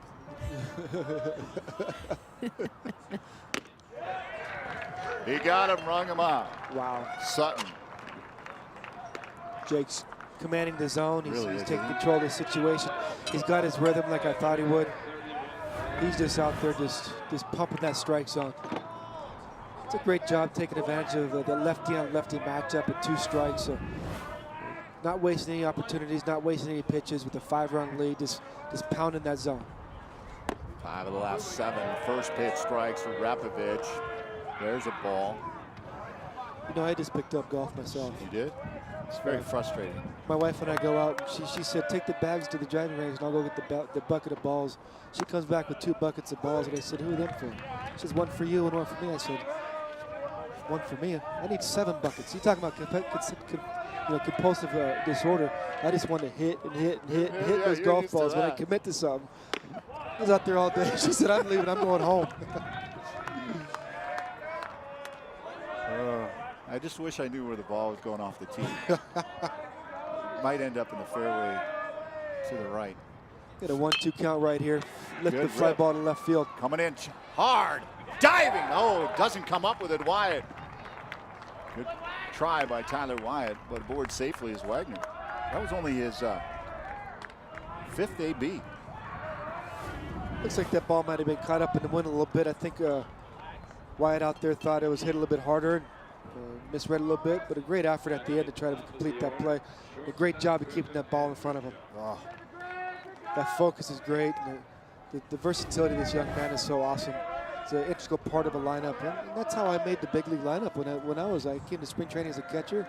I ended up starting as third baseman for the Boston Red Sox. I played third, I played left, I played first, and I caught. And that versatility at that level, and even here, it gives you an opportunity to play every night. And that's what a guy like him wants.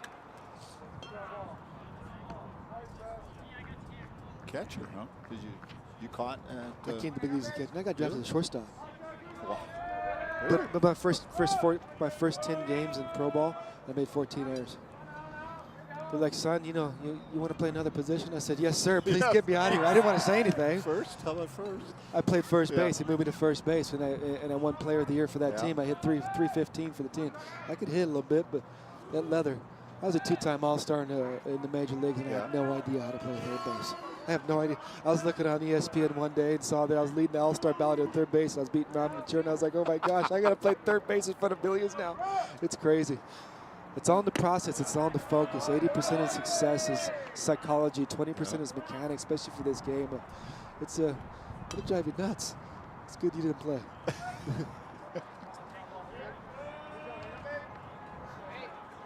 One away, 1-0. Top of the order, Ravitch. He doubled in the opening inning. Great at bat for his first at bat. Let's see if he follows it up right here. Diving back. Nice snap throw by Jake to keep the runner close to first.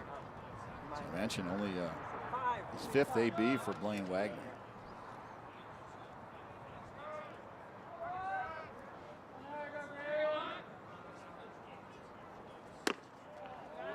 Murphy, local standout with the homer behind the plate for the Redhawks last night, and the base hit for Wagner here in the 3rd. And he's doing a great job working behind the plate too. Wagner is. It's tough to catch busy. those sliders and fastballs all over the place. You don't know what's coming, where it's going with the power pitcher like he had early on. Barnes with a good job behind the plate for the Lopes. 3-0 though. Ravitch.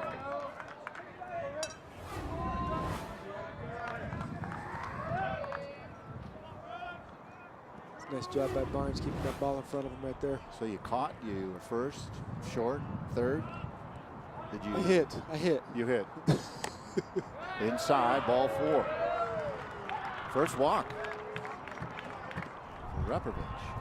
You know, when you get your pitcher out of the windup into the stretch, that's what you try to do, especially when you're down by 5 runs. So it's a great job by the Redhawks leading off, getting that hit. Getting Jake in the stretch right there. Kind of breaks up your rhythm, kind of forces you to create a new rhythm out of the stretch. And then he's doing some picks at first base and snap throws. So it kind of splits your concentration as a pitcher. So let's see if Jake gets his concentration back over here at the plate, since he's got a guy in second base. Doesn't have to worry too much about him stealing third. One away, Curtis Parent at the plate. Good pitch. Nice one. Inside, strike 1. First pitch strike. Again by Ravitch. Best pitch in baseball right there is strike 1. It opens up so many more opportunities for a pitcher, especially with the lefty-on-lefty matchup.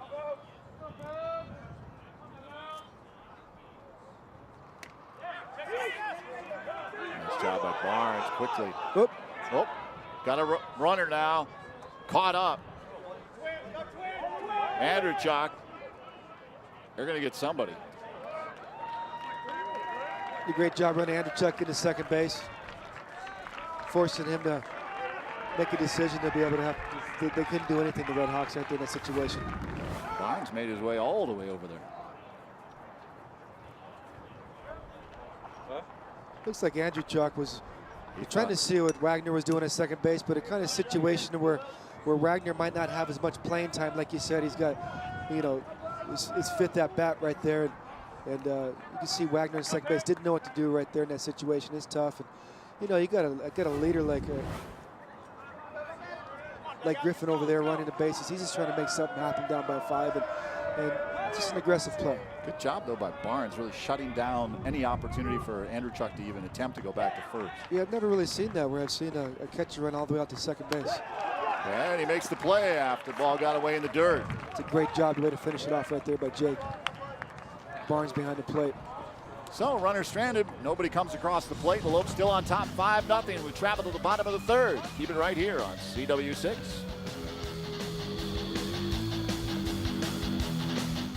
I'm Sarah. I'm a senior at GCU studying hospitality management. Since the program started, it's already grown so much. There's so many opportunities for students to be able to learn outside of the classroom. We have the golf course, we have the hotel, the restaurant.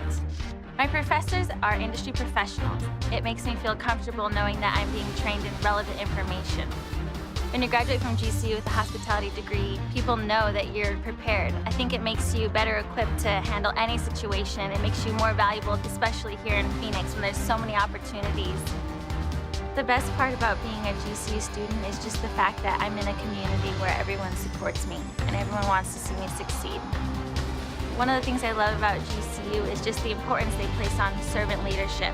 I serve in the children's ministry, teaching Sunday school. It's incredibly rewarding. GCU is helping me find my purpose. Find your purpose at Grand Canyon University. Private, Christian, affordable. Visit gcu.edu.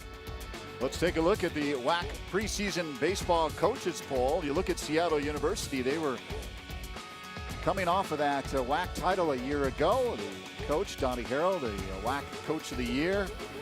New Mexico State second, that's where they stand right now. Sac State was third, and GCU was voted fourth. The Lopes on top, 16-3 overall in the conference. Any combination of 5 wins, 5 losses by the Aggies. And the WAC regular season title belongs to the Lopes in this their 4th year before the transition to full tournament eligibility.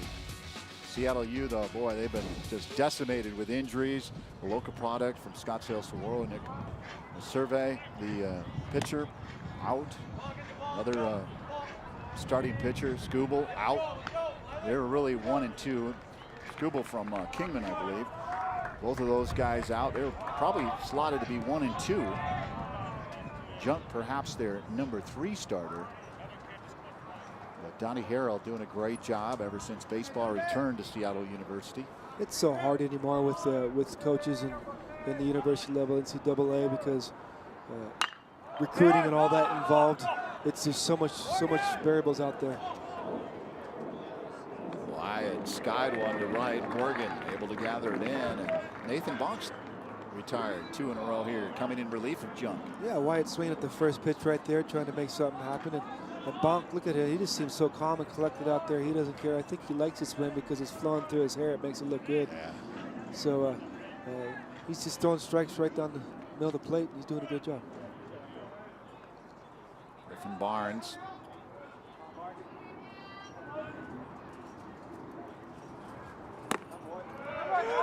Rounded out to Andrew Chuck in the opening inning.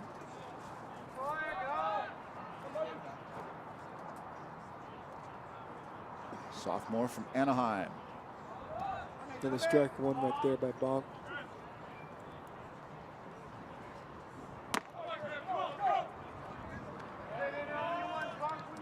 Second pitch up and away right there with the fastball. Counts 1-1.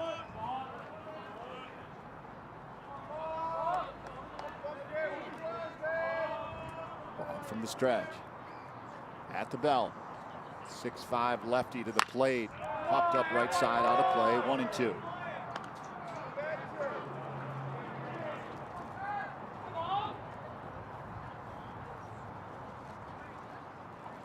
It's been a stormy spring in Seattle.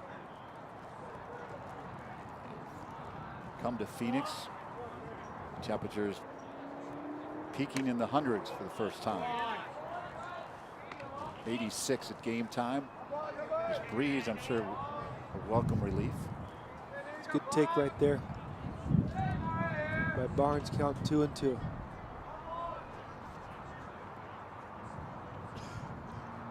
Two pitch. Nice swing. Shot down the third base line off the glove of Lively.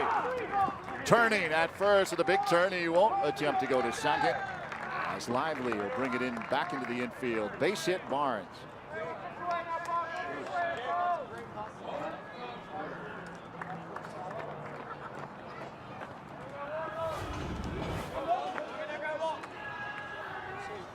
The 2-2 pitch right there looks like he gave Barnes a pitch to put a bat on the ball, and he did a great job of not trying to do too much. Again, like GCU's been doing all night, just doing a great job with 2 strikes, just putting the ball in play. That's the approach you want to take with 2 strikes right there, is just to try to put the ball in play. Good things could happen. Mumper at the plate. Gets away. Standing up at second is Barnes.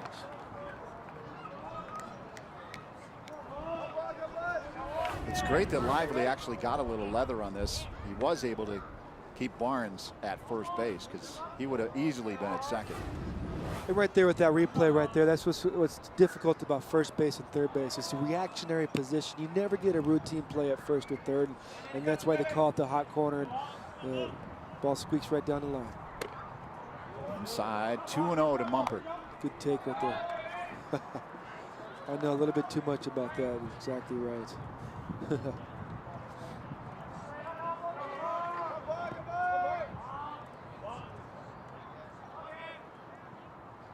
Count 2-0 right here. Blanc at the belt, delivers, ground ball. It's a slow roller. Lively's going to come in and he fired over to first. 2 away. Barnes still at second.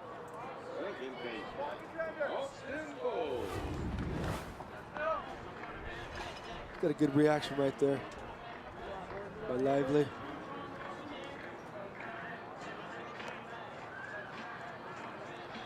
It's a good read. Rule of thumb right there. You got to, with the runner right there, you got to make sure you see the ball go through in front of you. So he did a great job reading that pitch, that swing right there, and that ball staying where he's put. Up with the 5-run lead, you don't want to try to do too much.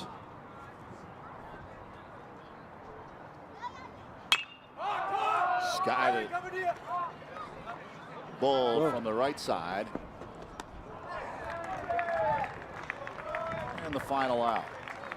Long's been pretty effective. Very effective. 10 pitches in that 3rd inning for Seattle University's Nathan Bonk. Let's send it over to Kate Longworth with some information. Well, guys, at the big league level, we always hear of Mr. October, that guy who steps it up in that playoff time. But now we're going to talk at the collegiate level about Mr. Versatile, and that's Tyler Wyatt, suited up for the Lopes. The sophomore from Peoria Liberty High School has played 6 positions this season, and he's also practiced behind the plate as an emergency catcher if needed. So we asked Tyler why it's so important for him to be able to step in any position when his number's called. It's huge for playing time, and it helps me out to see different spots. I mean, I'm assuming all of our goals are to get drafted, and that helps the draft. But not even that far. It helps the team, and it helps if there's a spot, if there's someone down. I know I can go do it. I know I can play, and I know I can get the job done, whether it's bare minimum or whether it's outstanding. I mean, it's going out there, put my athletic ability on the line, putting my style of play on the line, and giving it to our team, giving us the best chance that we have to win.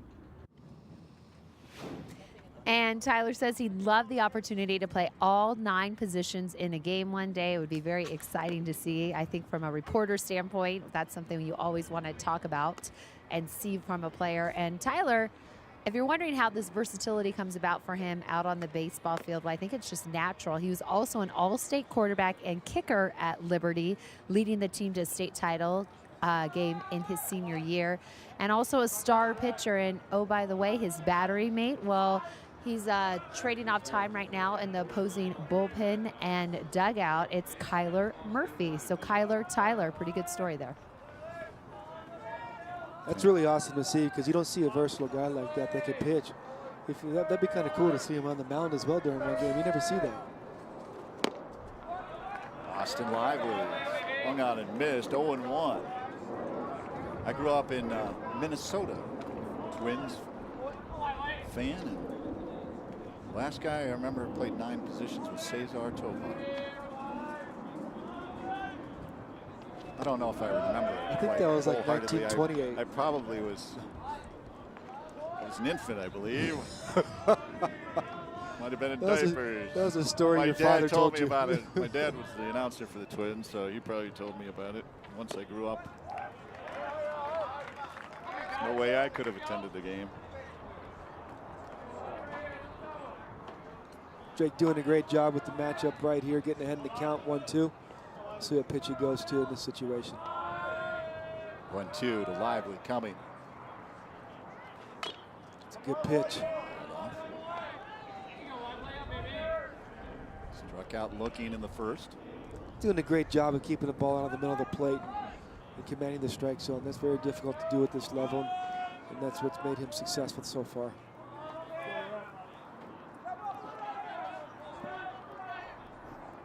One-two. Chopper. It's going to be hard. Bull quickly got it out of his Nice glove. play. And over. Nice play by Bull. That was a great job right there reading that ball. If he came in, he probably would have had an in-between hot. He sat back in that hot, but he knew he had to get rid of it. He stayed focused on the ball, catching it, and his reaction, he just got rid of it super quick, making that play. It's a great job, great stretch by Tyler Wyatt. That's one of those things where we just like, could you please hurry up and come down into my glove? See out of the corner of your eye the runner making his way down. Hot smash, base hit, first pitch, Struzma. Wasted no time. Let's see what he does here on first base. Struzma with 15 of 18 on stolen bases this year. He's got a lefty. He might be able to go first move on a pitch and pick up another one.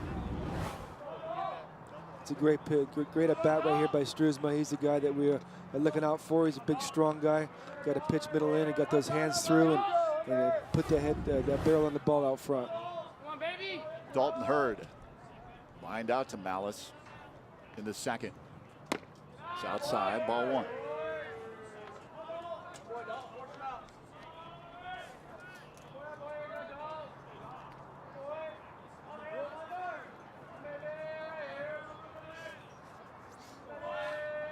Shea mentioned 15 of 18 on the base pass. Struzma inches that lead. Ravitch keeping an eye.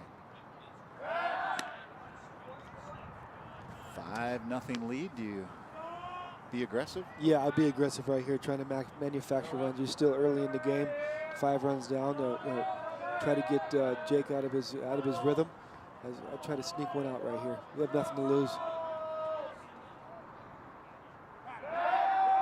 Ravitch knows all about it. Dive in back safely. Struzma gets that uniform dirty. I think the challenge here, though, for Struzma is that Jake Ravitch, he looks like he's reading the runner right there in that situation, which is a difficult thing to do, and there's very few pitchers that can do that. So he was reading Struzma right there to see what happened and stay on it. Base hit, right field. Struzma's going to make a big turn at right. Schwartz comes up off the ground, and Struzma's going to go all the way to third, and diving in safely is Dalton Hurd at second. That was an amazing play by Garrison Schwartz right there, laying out, diving out, full Superman mode to stop that ball from going behind. Watch this play right here, guys. This is absolutely amazing. If this ball gets by him, Struzma will score right here, and there'll probably be a stand-up triple. That's an ESPN da-na-na. Too bad it wasn't an out, but I've never seen anything like that my whole career. That was amazing. That just shows the tenacity that this team shows. Runners now, 2 of them in scoring position. For Wells. Popped up at the plate. He caught it. What How a about play. that? I've never seen a play like that before either. Talk about a highlight. Yeah, There's a Sports Center, he dude. tapped it with his mask, caught it with his hand, kick saved off the back of his foot. He got everything on that. That was amazing. He called that. What a beautiful play right there. Popped up. Off his forearm. No, with his right hand and into his glove. Actually, it looked like it went off his forearm, off the palm of his hand, and then to his catcher's mitt. That was absolutely amazing. That focus right there. That needs to be on Sports Center right there. That's right. Folks at ESPN3, all of you watching. Oh my Might gosh. want to rack that. For the late Those Sports are Center. 2 back-to-back plays that I've never ever seen in all the years that I've played. I believe they thought he used his mask to catch that ball or deflect that I ball. don't know if he did. I think I think it was a bare hand. And then the first hit, I thought it was off the right forearm. It went off his forearm first, I believe. Yeah. And then it went off his palm of his hand. He takes it off, and then it kind Off of his, hits off his the back wrist, of his yeah. hand. Yeah, off the back of his hand. And then this one's off. Oh, yeah. How can he Come get rid of on. that mask right there and flip that with his hand with that? That is absolutely amazing. That's Griffin Barnes, Wilkes in Bristol. I think Andy Stankiewicz had a late scratch in the lineup and brought him in the game just to do that. Wow. You just impressed a two-time All-Star in the Major Leagues right there, young man. You did a great job. 2 away.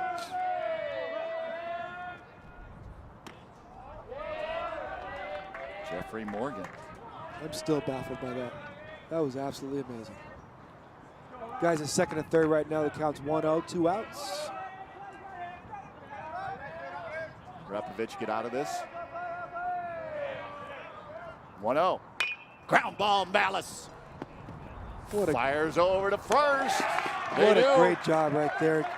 Scathing out of there with no runs scored with a situation that could have ended up pretty bad. 2 runners are stranded.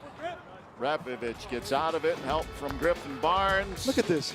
Look at this right here. Look, look. Off the back of his hand. Didn't even see it. Off the palm of his hand.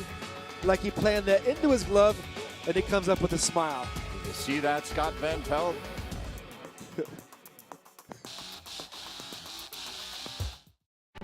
Founded on the belief that the entrepreneurial dream is an engine that drives innovation forward in a global marketplace, the Colangelo College of Business educates and develops values-driven business leaders.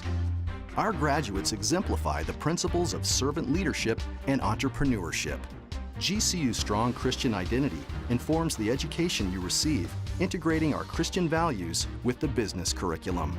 The college features more than 25 programs from the bachelor through the master's level, catering to traditional, evening, and online students. These programs serve a diverse set of aspiring business professionals who not only learn in the classroom, but gain real-world experience operating actual businesses. Our students also receive unique access to Jerry Colangelo's legendary experience, leadership, and connections throughout the business world. Find out more at gcu.edu/business.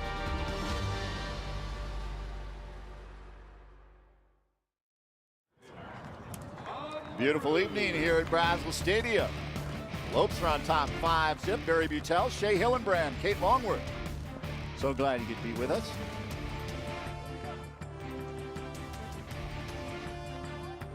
It's amazing, too. Everybody wants to come out to the game, even on their birthday.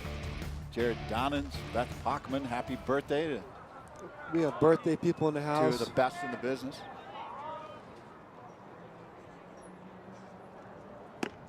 Big swing and a miss by LaRouche. Yeah, we do have the birthday people here in the booth because we really couldn't function without these 2 people. Happy birthday. We're having a party up here. 25 for both of them. That's amazing. There's Nice a base piece hit, right LaRouche there. to the left. LaRouche 3 for pulling 3.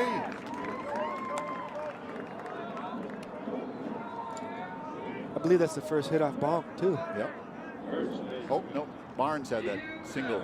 Barnes did have that single. I apologize. What a great piece of hitting right here, staying at the ball right by LaRouche right there. Typical GSU approach right there, using all fields, staying on the ball, not trying to do too much. Great approach. Up high.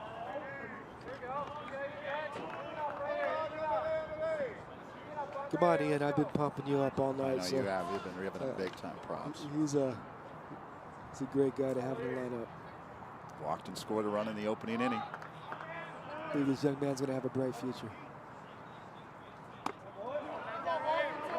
Rouge coming in was hitting 400 in conference play and 3 for 3 tonight. Wow. Thinking his numbers are pretty good. Evans at whack. Hitter of the week. Our score bug down, 5-0 GCU. We'll work on that here in the bottom of the 4th inning. Get that back. We'll make sure we keep you updated with the score. 5 runs in the bottom of the first inning for GCU. One of them from Ian Evans, the third in the opening inning. So look at his numbers. The Rouge at first, ball upstairs.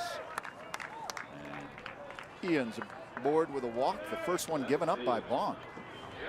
After coming in relief, Jason Junk.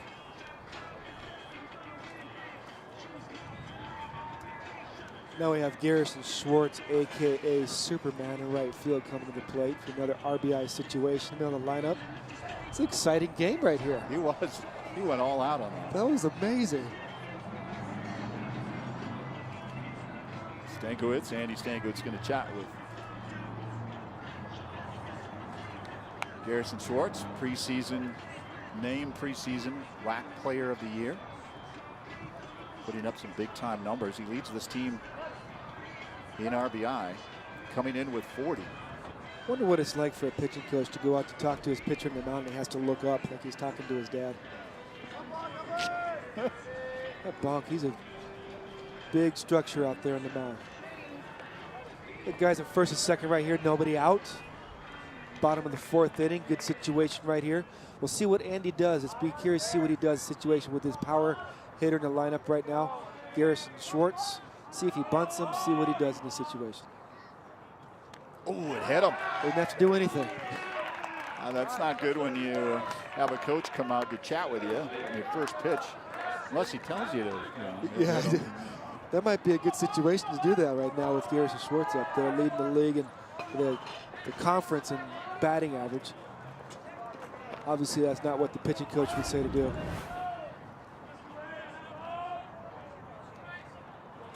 That was an off-speed pitch right there. You don't do that. There was no intention of anything right there. It's just a young pitcher putting pressure on himself in a situation. But these are good situations for this young man to be in, so he can grow. Pavlica drives it center field, ranging back Holy off the wall. cow, Can't yes. get it. Hurt. Here they come. Stankiewicz waving his arm around. That's going to clear the bases. There's no play. Standing at third. 3 RBIs for Preston Pavlica. It looks like Pavlica forced Andy Stankiewicz to wave that last runner in because he was almost on third base before Andy had to make that decision to send the runner in front of him. That was a great job. What a great drive, making contact out front, staying in the middle of the field once again. GCU offense getting it done, not trying to do too much. When you get situations with young hitters like this, in RBI situations, they have a tendency to try to pull the ball. What a great job by Pavlica coming in here, just putting the bat on the ball once again after being out for 27 days straight. First triple. Ball foul. First triple of the year for Pavlica. I think that was a forced triple, like I said. He might have had a double there, but he was forcing that. He wasn't stopping. That's great being aggressive on the bases right there. All these guys are going to want you to just come to the ballpark. Bring in some luck. Slow roller. Pavlica's going to make his way home. It was a great job getting the job done there with the defense, middle infield back. All you have to do is just put the ball in play up the middle on the ground. A little ground ball like that gets you another RBI, gets you another run. The score is 9-0 now, bottom of the 4th inning with 1 out. Alden Hushley warming up in the bullpen for Seattle University. Wyatt inside, strike 1. Mr. Versatile. 382 on the year. These are some high conference averages. It's a great job by GCU. Outside, 1-1.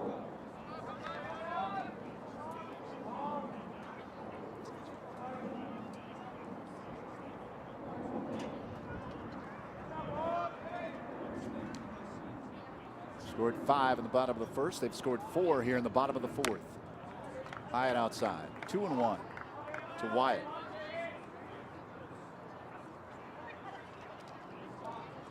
It's a situation where Bonk just wants to come and just throw fastballs. You got to pound the strike zone right now. Can't get defensive, can't get out of your game. Just got to throw strikes. Just like that. Out of play. It's a good swing right there by Tyler Wyatt. 2 balls, 2 strikes. I believe the foul ball hit the TV truck. Bumped the truck. I believe we're still transmitting. Just outside, count is full. It's a great take right there by Tyler Wyatt. Working to count to 3-2, forcing Bonk right here more than likely to come back with a fastball to give him a pitch because he doesn't want to walk him right here. You never want to walk him with in this situation. 3-2. Great job. Great at bat. Another great at bat by GCU offense. Just displaying the philosophy and the approach they have here. Second walk of the inning here for Bonk, who looks sharp. Coming in relief of Junk, he was able to have Malice ground out to close out the second. Faced 4 batters in the third. He's given up the bases clearing triple by Pavlica. I believe it's tough to keep that rhythm going with the offense like GCU because they're grinders. They grind out at bats. They do a great job. They really haven't swung at too many pitches out of the strike zone today. Out of what have they seen? 70 pitches so far. Probably 70 pitches in the game. They're just doing a great job. And it's great to be firing on all cylinders right now at this point in the season, going into trying to finish off with the title. Base hit to left, lined it there. For Barnes.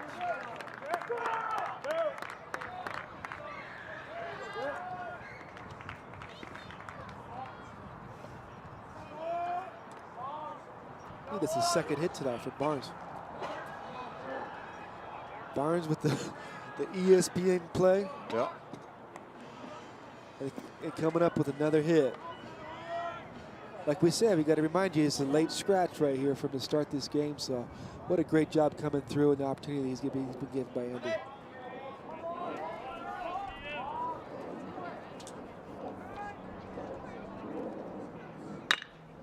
Line right center field. Into the glove of Morgan. Runners off to make their way, although tagging up. Smart play by Wyatt. He made his way to third base. That was another great piece of hit by a GCU player, Mark Murphy, right there. Just getting the bat on the ball, driving it to right center field. But, unfortunately, that right fielder has been playing out there for over 100 years. So it's a good hit tonight, good display of hit tonight by GCU offense. 9th hitter of this inning, and it's Austin Bull. It's seen 14 total pitches in 2 at-bats before he hit that first pitch in his last plate appearance. He's been working the count. Looks at ball 1. What a great take right there as well for Austin.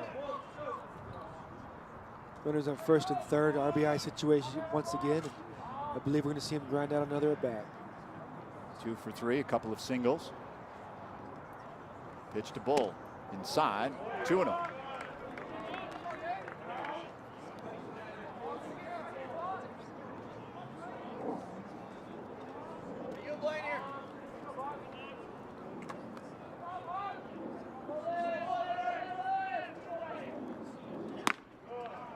Reno.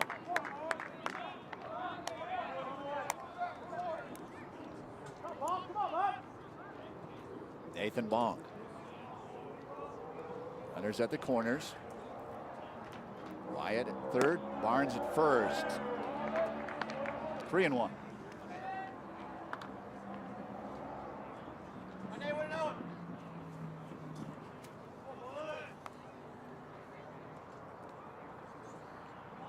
Bonk at the belt. Ground ball. It's going to be a base hit, left side. Another great job by Austin Bull right there, just not trying to do too much. I love seeing this with this team, and I'm sure they're making Andy Stankiewicz very, very proud because they're not trying to do too much. And when I talked to Andy before the game, he mentioned that some of the players are trying to pull the ball too much and trying to do they see the net out here in left field, the wind blowing, but they're just doing a great job. So I'm having a feeling that Andy had a conversation with them after last night's game, their first conference loss at home, and Austin Bull right there just doing a great job of putting the ball in play with a 3-1 count, scoring yet another run. 10-0 GCU. 3 for 4 on the night for Austin Bull as Dottie Harrell making his way out. Take the baseball from Nathan Bonk. Right-handed pitcher Alden Hushley will be coming in relief. We'll step aside, take a break. The Lopes on top by 10 over the Red Hawks.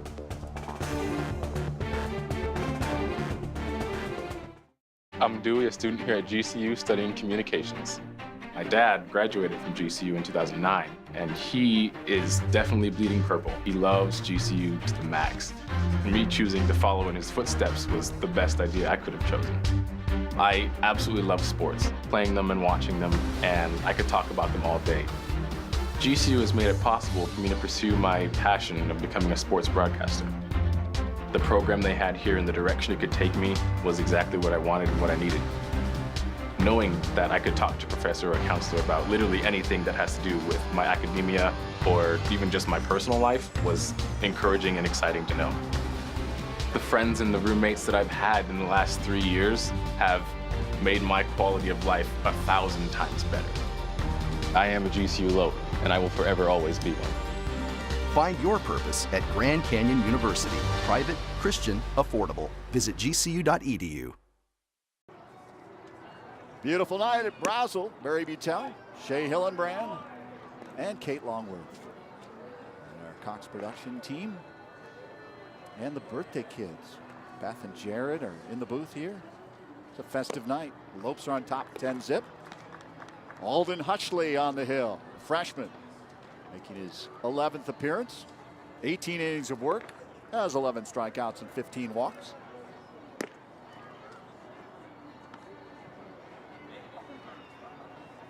Another freshman for Coach Harrell. You know, I'm a July baby birthday. I thought I was one of the only guys that had to work on his birthday, so I don't feel too bad for these guys. They're joining the crew. July coming up.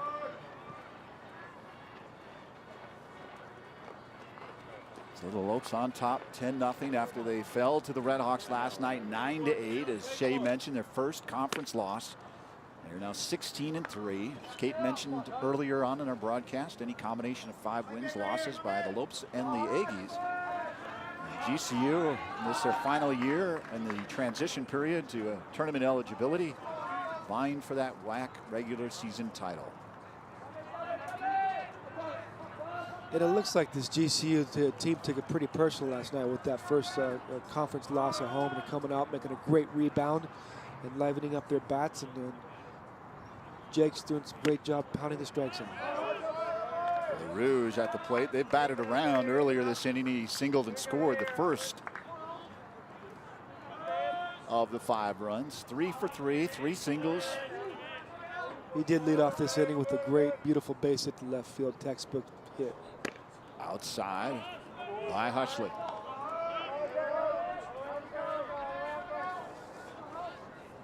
Ten runs, 12 hits for the Lopes.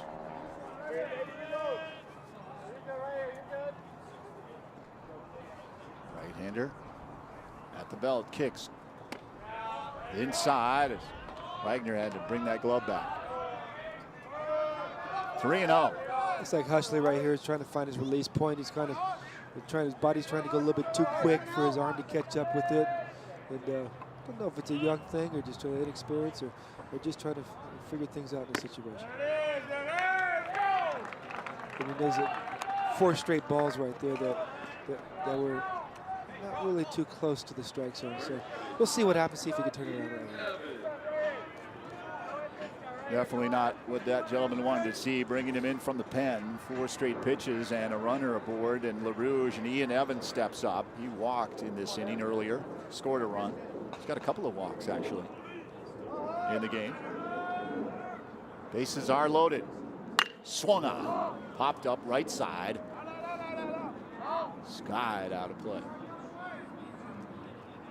It's a great aggressive swing right there. Stay in the middle of the field, trying to stay in the middle of the field right there by Ian Evans with the bases loaded right here. So see how this at bat transpires. I got to see at least 1 hit from him tonight. All right, you heard it, Ian Evans.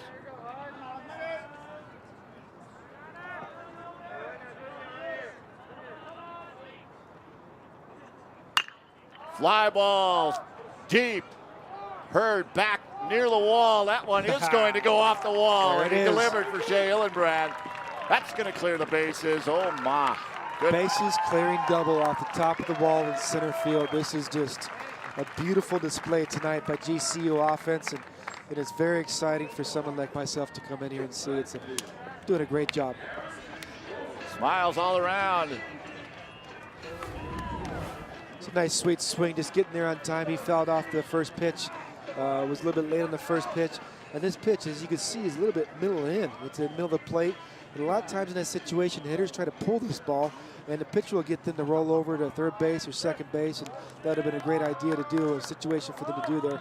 But Ian Evans stays through the ball right there, stays inside the ball, keeps it in the middle of the field, and hits it off the top of the wall in center field. Oh, it got away. Hushley all the way back to the screen, and making his way to third base is Ian Evans as Schwartz stepped into the batter's box.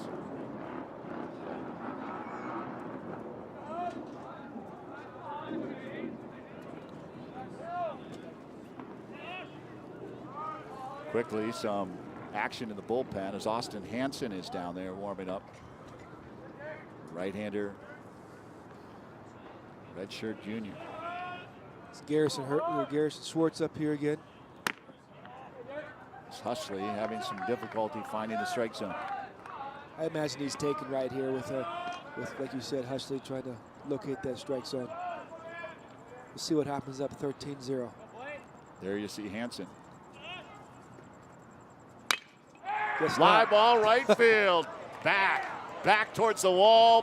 Bye baseball. Home run. Bomb by Schwartz. His 7th home run of the season. Oh my goodness, the Lopes putting a hurting on the Red Hawks. Did I just say I think he's going to take on that pitch? I mean, he's taking that downtown Charlie Brown. That was amazing. What a great job for Schwartz right there to come through with yet another at-bat, another situation for GCU offense. Not trying to do too much in this situation to get too excited. You see Schwartz right there, knowing he's going to get a fastball right in the middle of the plate.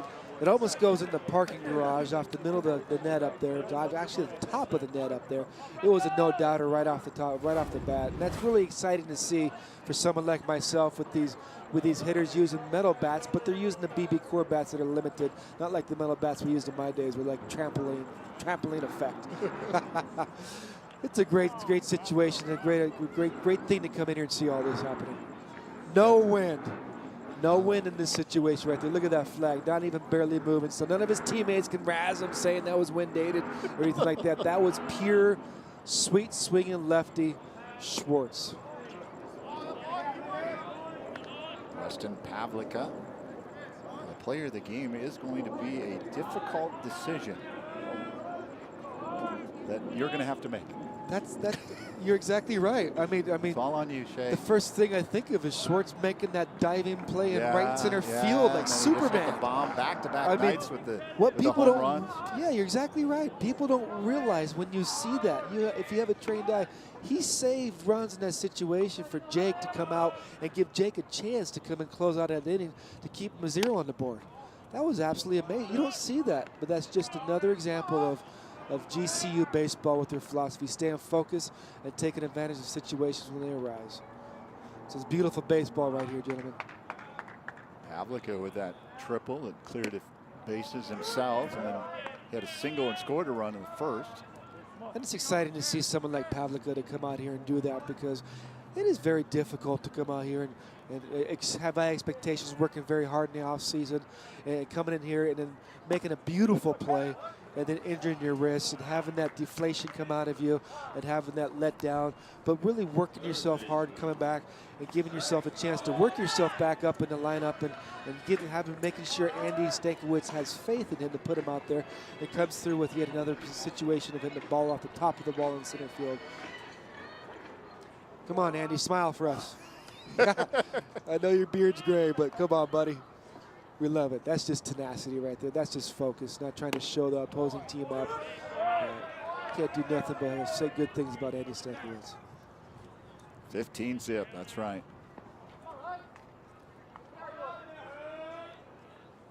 Zach Malice Look out. Good thing for the netting in front of that Seattle Redhawks dugout. There might have been a chance if he took that pitch, it might have hit him. Everybody wants to feast off of this, though, you know. Like we said, with another key of one of the keys of the game that we had at the beginning of the first inning of trying to get to this bullpen. The Red Hawks used up 3 of their good pitchers in the bullpen last night, and it's showing right now, and GCU's taking great advantage of that. Good pitch by Hushley. Swung on and missed by Malice, but look at this bomb by Garrison Schwartz. No doubt about it. He was smiling. He probably knew it was going to come. I think bomb might be an understatement, too.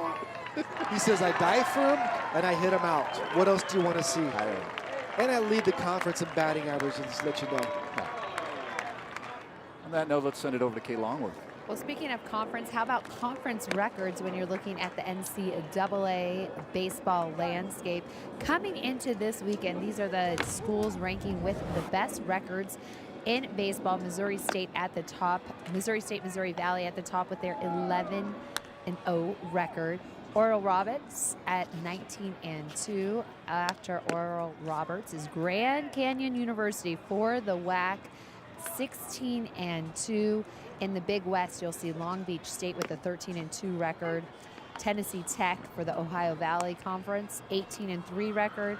Oregon State for the Pac-12, also at 18-3. Again, these records coming into this weekend's action. But wow, we've talked about that final year of transition and what Grand Canyon is making a statement right now. They certainly are coming in with that 3rd best record, winning record in all of college baseball for conference records.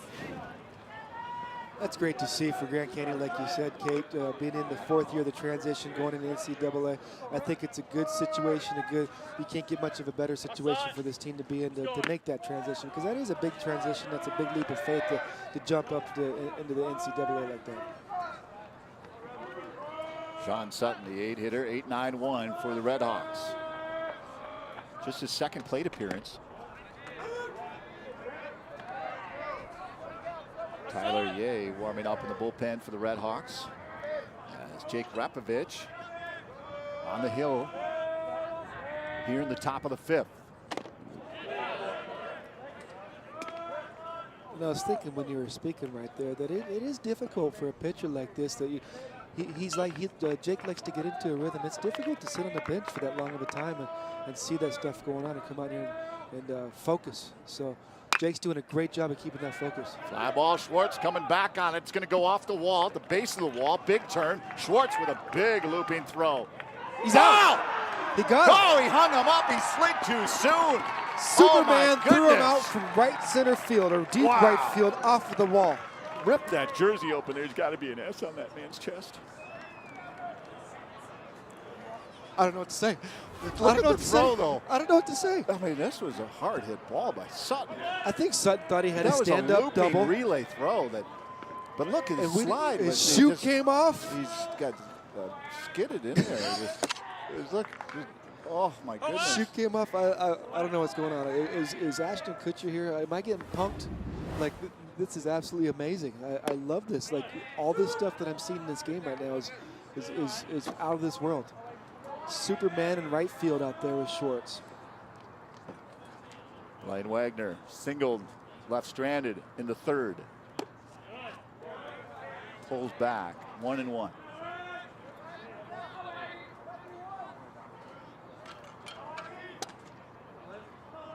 It's just his 6th at-bat this year.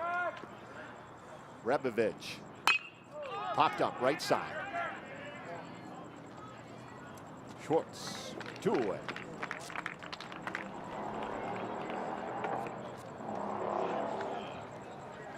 That was just too routine for him. Yeah. You know. I'm still baffled. I'm still baffled. This is absolutely amazing baseball to watch. You're exactly correct. That was too routine for him. He's probably like, hey, don't bother me with that stuff. Fly to left or center. Smiling when he's hitting. Yeah. Smiling when he's out there in right field. This is baseball. He's loving the game.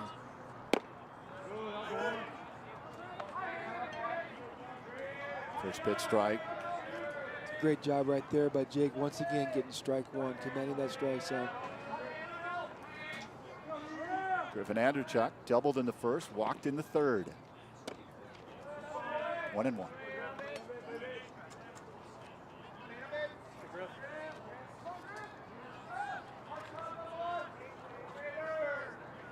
All goes well here. Sets up for that rubber match tomorrow at noon. Michael Potter will be joining you on GCU.tv. Nice Hot play. shot, Ballas, long throw. Oh, he rifled him out. Absolutely amazing. Great backhand play right there. Staying focused, keeping in the game.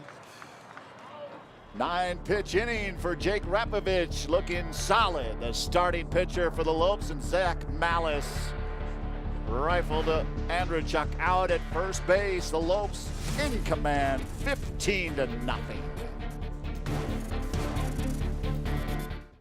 I'm Dominique. I'm a student here at Grand Canyon University studying hospitality management. My hospitality courses here are giving me a high-quality education from professors that I know have been successful. Being able to work while I'm in school has enriched my college experience. I feel like I know where I'm going and what I want to do. I've gone through things I can't necessarily be taught, and so that paired with everything that GCU is doing for me, I feel like, you know, is setting me up for success. To have someone say, like, I want you, that's like a lot for someone like me. They're changing people's lives. By changing my life, now you changed my little brothers and sisters because they saw that I went to college. GCU offers more than 200 innovative programs across 9 colleges, which now include cutting-edge next-generation programs in engineering, computer science, and information technology.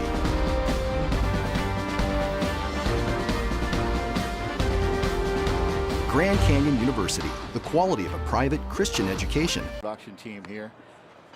He's already losing around first base. Yep, there you go. Left shoe. See it? He lost a shoe.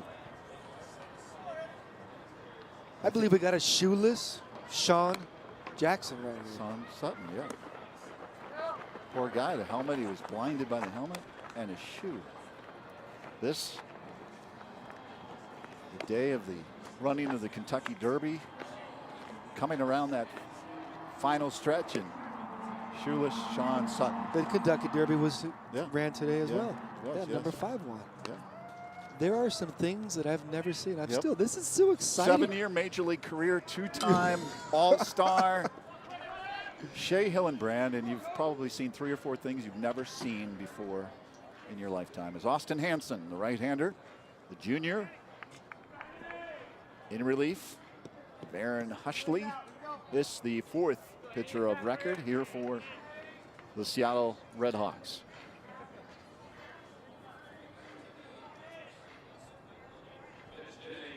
Kona Quigley rather. This is some great baseball. It's a freshman right here coming and getting an opportunity to be able to show Andy what he could do. Kona Quiggle, Greenway High School.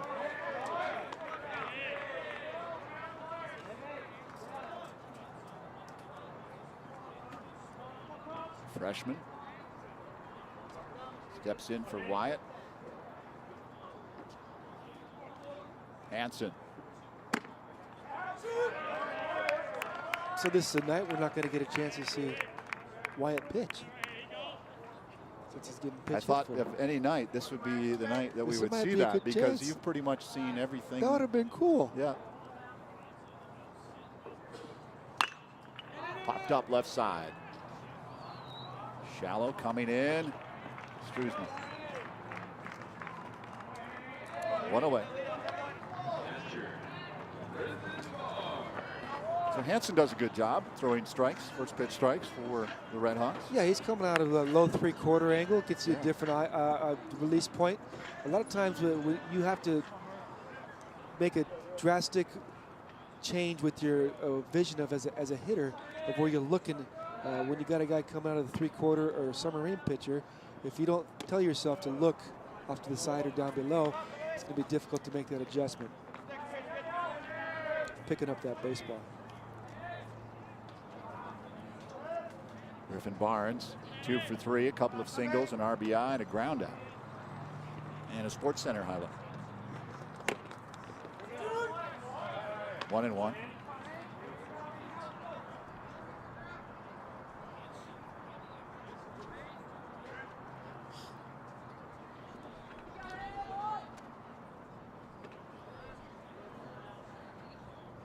Hats into the belt. The end of the bat, foul. 1-2. So Shea, after your major league career, you're doing some great things, of course, with AgainstAllOddsFoundation.org. The time I have here, would love to talk a little bit more about what you're involved in right now. Yeah, I was one of those guys that I had in the prime of my Major League Baseball career at 32 years old. I hung up the spikes and I decided to make a decision to come home and be a father to my 3 beautiful children that are adopted, Austin, Dakota, and Noah. And I made the decision just to walk away in my prime to be home. I felt like if I came home to be a father to my 3 children and open up my second passion, my second dream as a kid of owning a zoo, everything would be cool. So I had this great idea of purchasing a $5 million horse farm in southern Gilbert. And I started a nonprofit foundation against all odds where I'd rescue animals. I had 300 rescue animals, and I'd have everything under the moon, exotic animals, domestic animals. I had camels, kangaroos, llamas, alpacas, monkeys, raccoons, all that stuff. When I played for the Diamondbacks, they actually called me Dr. Doolittle, the zookeeper. Mark Grace would always, when he got in the booth, his first year out of playing baseball was in '04 when I still played for the Diamondbacks. I'd come up with a big hit, a big double in the game to put us up or whatever. And he'd say, that was a great hit by Hillenbrand, but did you know he's got camels and kangaroos? And I was like, come on, Mark, I can hit, Grayson, let's go. Don't be talking about that stuff. You know. So now what I do is I don't utilize the animals anymore. So what I do is I utilize baseball as a platform. I go around and I minister and I utilize baseball as a platform to motivate, mentor, and inspire children. And I'm starting a baseball academy in Mexico. And I'm going north of the border as well, and just trying to do what I can to give back and find my niche to be able to make a difference and passionately help these kids out. I thought playing Major League Baseball was my purpose in life, but that was just a platform to get in there. I know my purpose now. I'm so happy with what I've been able to do is go out there and just pour love into these kids, this platform. I love this game. I have a deep passion that I had for the game, and I transfer it now over to the kids that I help out. And I'm so fortunate and so blessed to be able to do what I do. And like you said, it's AgainstAllOddsFoundation.org if you want to check out what I do. Well, they know about finding their purpose here at GCU. It's what they strive to do with each and every student that comes here. And so great and comforting to hear that you found yours. Yeah, and it's so awesome. And any opportunity, I've done some stuff on TV for the Diamondbacks and for the Red Sox. And I've always, for some reason, wanted to come to this university. And when I got a text 2 nights ago from Andy at 10 o'clock at night saying, hey, do you want to do color commentary with Barry on TV? I was like, what? I felt like I was a little kid at Christmas when I had to show my wife. I was like, come here, sweetheart, look at this. I wouldn't be able to. I have no idea what I'm doing right now. I'm sorry if I haven't been able to hold up my end of the barn, but I'm having a blast. You've seen a lot of great plays. This is amazing, man. This is so awesome. And, I've been able to find happiness. And that's one thing that's very difficult for a Major League Baseball player. There's so many guys that go through divorce, that go through financial difficulties after the game. That's the #1 difficult thing to do after playing Major League Baseball is to transition back into society. And I'm starting to mentor guys in the Major Leagues. I mentored Travis Jankowski now with the San Diego Padres, the center fielder, and just love giving back. Fantastic. 3 up, 3 down by Austin Hansen. Talk a little bit more, but quick inning there. It's been a little while for. That was a great job by Hansen. That was like the first 3 up, 3 down inning that, of course, Seattle's had this year. I think that's great for Jake to get back there on the mound, get his rhythm going, and not. It's very easy for a pitcher in this situation, up by 15 runs in the 6th inning, and knowing you have a really, really comfortable lead to stay focused. But this is a great testament of what he's doing. Let's send it over to Kate Longworth. Well, I'm with what should be a very happy manager right now with the team doing so well. 14 hits, 15 runs. What'd you say to the team after last night's loss to get them prepared to come out here today? I said, let's get more hits tonight. Good advice. We just knew we had to get back on it. We didn't play particularly well yesterday, and the guys know it. They're an experienced group, and they understand the rhythm of the game. They knew that they came back with a little bit of edge today. That first inning, we put a lot of good ABs together. And that guy who started the game for him, he's pretty good. He's a professional prospect. So to do as well as we did against a guy who's pretty good, it just kind of set the tempo. Ravitch is just doing his deal. I was just going to say, you had a guy who's pretty good, set the table for you guys as well, set the tone with Jake. What did you see from his stuff tonight? Well, he just commanded his fastball real well, and he's doing a great job of not pitching to the score, just making his pitches when he has to, and not concerned. A lot of times guys will ease up a little bit because we jump out in front, but he's sticking to his game plan, and him and Barnes are doing a great job together. All right, well, we know the Lopes are in charge of their own destiny, so best of luck finishing this one off and finishing the season strong. All right, Kate, thank you. Appreciate it. All right, thank you very much, guys. And I love what he said with Jake, really going out there, not pitching with the score. I think you can really appreciate that he's just keeping this close in his mind and really staying on top of his game. No doubt. Coming off a career-high 8 1/3 innings pitched against New Mexico State in a victory. They swept the Aggies on the road. And he has come back with this performance. 5 hits. It was nice to see Andy smile right there. That's a great example of who he wanted is. that too, and he got it. He loves the game so much, and he dies and he lives and he breathes this program. What he puts into this program. I do a lot of mentoring. I do a lot of independent stuff with teams, youth teams, travel teams, club teams. I see Andy at every tournament, every perfect game event, to go out there behind the scenes that nobody sees what he does, to try to find that prospect, to try to find that next player to make his program better, because he just absolutely loves this program. And another testament to Andy is he is going to be the manager for the USA 18U team this year, and that's a big task to be able to achieve, because there's so many people out there qualified and so many people want that job, and he was able to land that job, so kudos to Andy on that as well. Yeah, well said. He's been involved with USA Baseball now for a few years, bringing success to our nation. Definitely a huge bonus to have him right here on the GCU campus. Swung on and missed by Parent. Ravitch looking strong with his 4th strikeout. I really like what Andy said right there. That's a lot of people that might not know the game too well or too good is Ravitch going out there and staying focused. That's the hardest, most difficult thing to do, is keep that mental focus on specific, because you can lax. You can give up a home run. You can give up 5, 6, 7 runs right here and still win the game, but that's not obviously what you want to do. So what a great display right here by Ravitch to be able to stay focused and go out there at such a young age. 4 strikeouts, only 1 walk for Ravitch.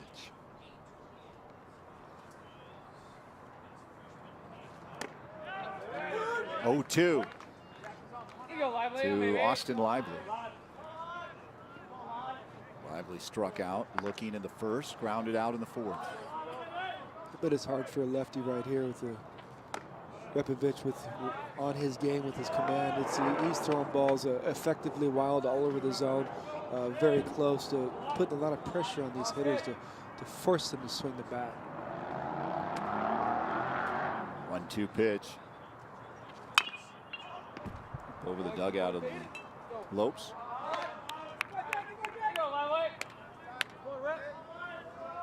And he'll have a brand new stadium here next season. Great baseball played here at Brazel Stadium over many years. Great tradition. This is still a beautiful stadium. The playing surface is very nice. It's quaint. It's. I think this is what Andy breeds right here. But I think he'll really like some new accommodations, a new field to be able to come to. They're not going to touch any of the playing surface here. I don't think they need to. No, it's. Do you? Even Coach Harrell was talking about that. Strikeout number 2 of the inning and 5th of the game. Boy, he is hitting his stride. Jake Ravitch. Yeah, every coach. I mean, U of A, Coach Johnson talking about the surface. Yeah. Coach Lawn from his staff was admiring it. And Coach Harold. I mean, I believe that they brought the crew over from when the A's left Papago. Some of the guys that were working on the big league fields, they came over here. They've done a fantastic job. Many coaches say this is a big league ballpark right here. It is. You can see it right there. And it's got that stripe right down the middle from home plate to the pitcher's mound, like Chase Field. I wanted to say Bank One ballpark, because that's how it was when I played there. But it's a testament. I was watching how they were getting the field ready before the game, and I guarantee you they'll do the same thing after the game. These players, the GCU players, are out there doing it. I didn't think I'd see that at this level. I thought they kind of did away with that and had grounds crew or whatnot, But Andy even takes pride into everything all the way down to that. And that's hard to find anymore. And it's really hard to find that niche with somebody like Andy's passion and intensity to mix with this new generation of players that aren't used to that. So that's a great testament with what they're doing here. Two men they love to play for Coach Stankiewicz. How can you not? Yeah. Struzma here. A nice hit at bat. Nice hit last at bat. Popped up right side out of play. Single left stranded in the fourth. Struzma coming in on a tear for them, leading the team in RBI and home runs. Stolen bases, huh? Stolen bases. 15 out of 18. That's so rare to see with a guy this size. Just off the end of the bat. Way to battle right there. Way to hang with 2 strikes. It's tough right now to be in this situation as a hitter with Jake commanding the strike zone, and you know he's going to be on his game. Jake's got a lot of confidence going right now, so it's going to be a good battle right here at Struzma. I don't believe he's going to let him off the hook too easy. 1-2 pitch, Ravitch. Ground ball, high one. Malice able to get it on the bounce, fires it over to first. Nice 3 play. up, 3 down.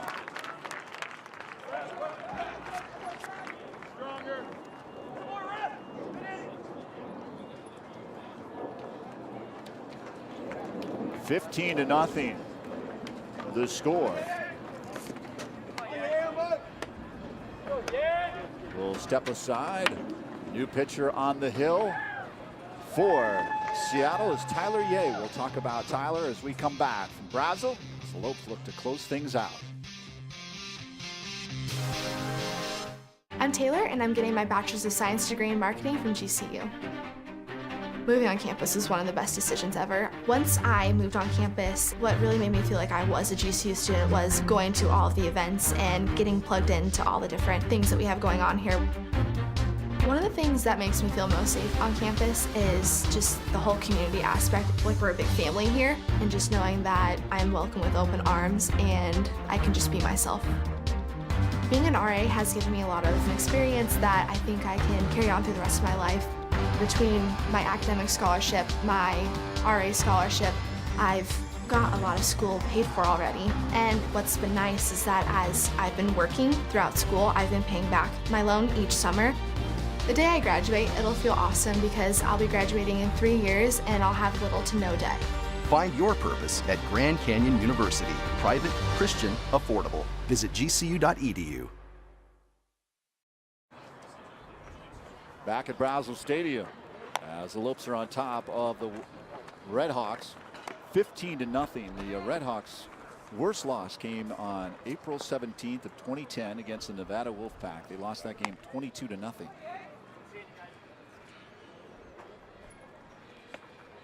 I mentioned going to break, the new pitcher, Tyler Ye, right-hander from Los Angeles, California. Freshman. A lot of young freshman pitchers for Coach Harrell. Seattle. Dane Stankiewicz.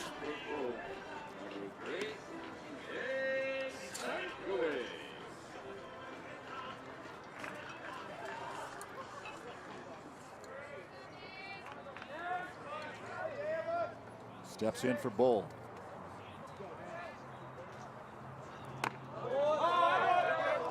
High and tight. Freshman from Gilbert, Arizona. Last name sounds familiar. Yeah, I wonder how that is about playing for your dad. I never would let my dad play. I wouldn't let my dad coach me nothing. I was too stubborn. But I did ask Andy before the game if that's been kind of like a dream or something special to him to be able to coach. It's got to be. I would love to be able to coach my kid at this level. And he says, yeah, it is pretty special. But he's pretty mellow about it. Doesn't want to try to make anybody think that there's any favoritism or anything like that. Because you know that happens on teams sometimes. Been blessed twice because when he was a coach at ASU, his other son played there. Yeah. Coach Prudhomme, who coaches men's and women's tennis here at GCU. Tatum Prudhomme, who was able to coach her. She had a phenomenal career here at GCU. Maybe that's why he decided just to let that beard go, even though it's gray, because he knows he's already coached 2 of his kids at college. Yeah. Just let it go. Relax. Yay. Inside. Walks him. Good at bat by Dane right there.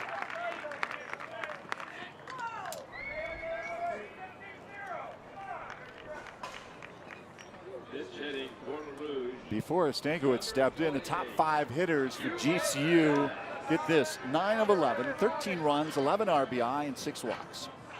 That's pretty good for the top half of your lineup. Another pinch hitter right here, Cuba Bess. Cuba Bess. In for LaRue.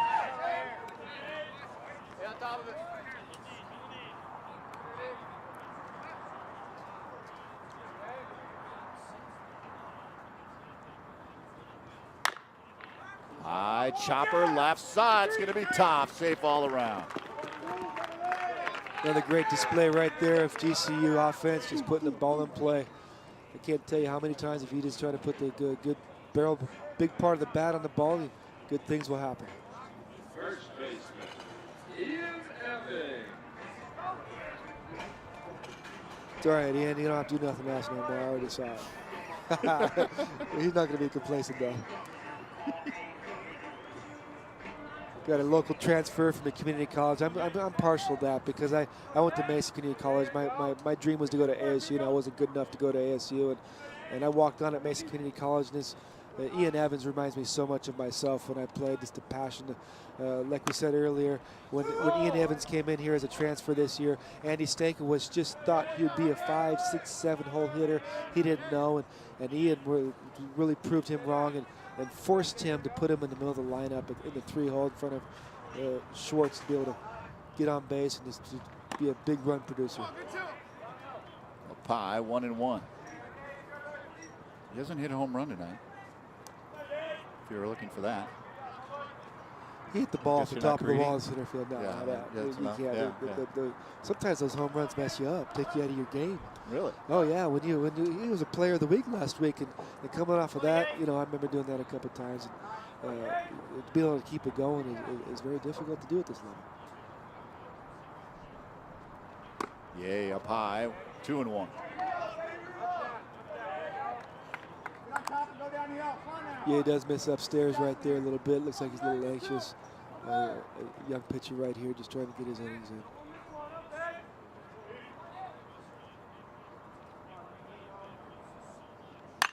Fly ball left field. How about that?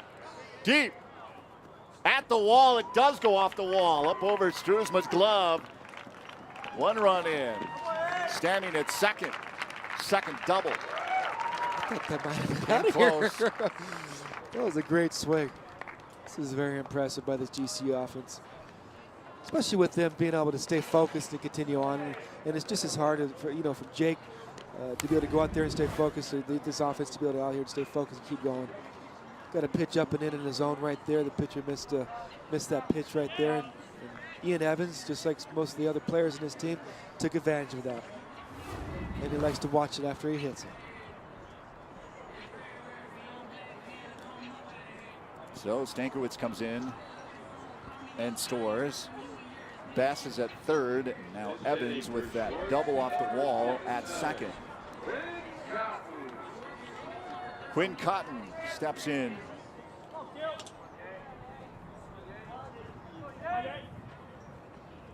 Quinn Cotton from Aurora, Colorado.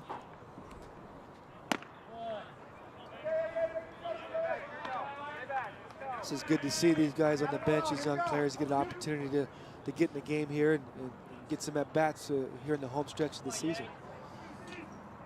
And if GCU does win that rubber match tomorrow, it's going to be 7 consecutive series that they've won in the conference.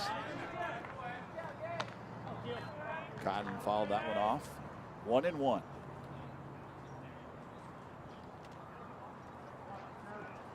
$16-0.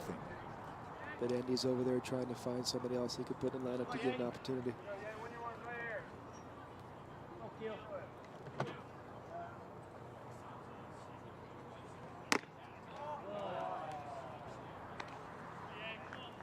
This is the 5th pitcher on the night for Seattle University. The bullpen for the Lopes is vacant. Jake Ravitch. What a huge bonus that is as you go into that rubber match you just talked about. Yeah, we don't get to see Tyler Wyatt come in and pitch. Maybe tomorrow. Look at Quinn's numbers. I really like seeing this. These guys are doing a great job. They're doing a great job with their approach all the way up and down the lineup, every single player. Not trying to do too much, staying within themselves, staying within the strike zone. Ground ball. Chopper, slow one. Over to first, but a run comes across the plate in Bess. A great play by Andrew Chuck right there, coming in and making that play on the run and throwing a strike over to first base as Cotton's running down that line hard. Pavlica will step in.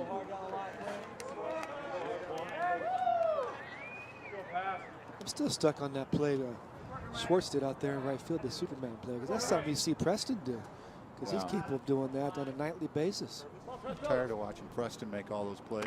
Ooh, and tight. Almost caught him on that left elbow. Those hurt too. Some of those guys wear that body armor, you know, the big I had to elbow start wearing pads, that. I had to start wearing that elbow guard in 2004. Does that restrict your swing at all, or? No, it doesn't. But 2004, I led MLB with 27 hit by pitches. I got hit 27 times. They didn't like you that year. They were scared to throw the ball out over the plate. That's what the problem was. Either that or I was diving. But it's so, I mean, at that level, it just hurts. And you can't show it. You're on TV every night, sure, and so you can't show it. You can't let them take you out of the game. Start strapping that stuff on. It's a nice swing right there. Towering shot to left center field. Hurd's going to take it. 2 away, taking up at third base. Evans, 17-0. A couple of touchdowns and a field goal for GCU. There you go. Oh, 18. As we'd always say, you want to make sure you save some runs for tomorrow night to finish off the series. It's one of those things. That's the beauty of baseball. You don't want to burn up those runs. One of those things, beauty of baseball. On any given night, you don't know who's going to win. Last night, they had a big loss. In their eyes, it wasn't really that big of a loss, but it was a big loss in GCU's eyes, and they're coming out here and turning it around, and they're going to get the momentum back in their favor going into the rubber match tomorrow. A Sunday midday game. Was it going to be in the mid-70s? Yeah, it's supposed to cool down. I don't know if it's as early tomorrow.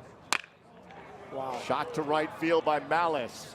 On the track, near the wall. Bye-bye baseball. Zach Malice. 2 lefties in the lineup tonight, going deep to right center field. Second home run of the season for Malice.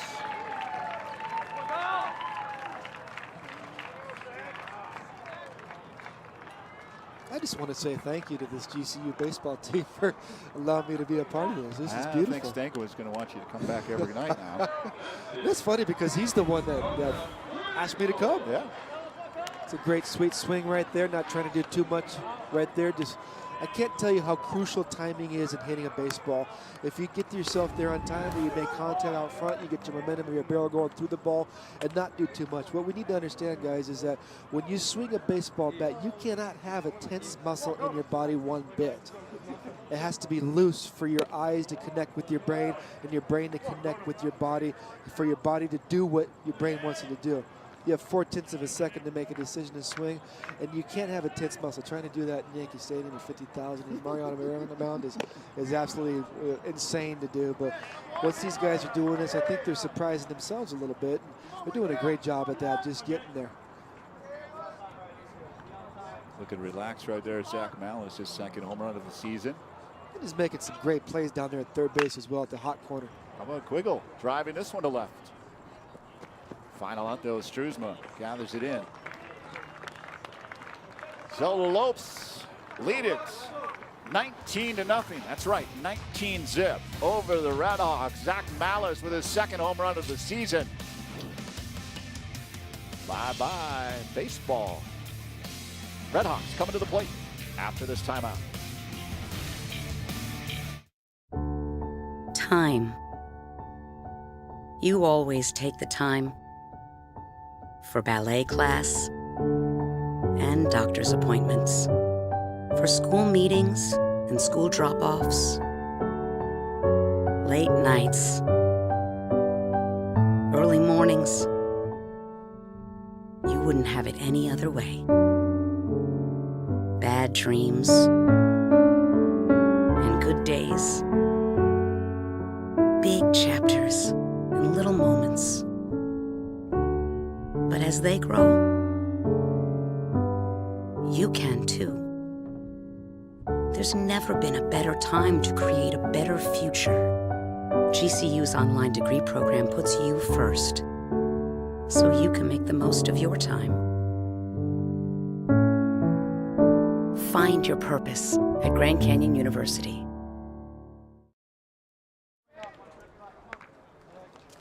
Grand Canyon University baseball on the CW6 is brought to you in part by Canyon State Credit Union, committed to you. Stars have been shining here. Brazos Stadium, many of them wearing the purple as they lead at 19-0. Mark Mumford is going to move over to second base while Dane Stankiewicz takes over at short. As Ravitch looks to close things out with this commanding 19-0 lead. This game will be over after 3 outs.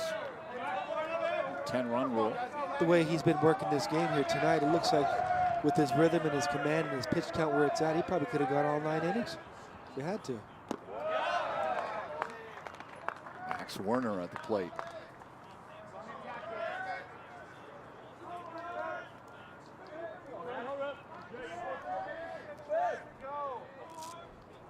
For Hurd. Swung on and missed. This guy's got some guns. Got some legs.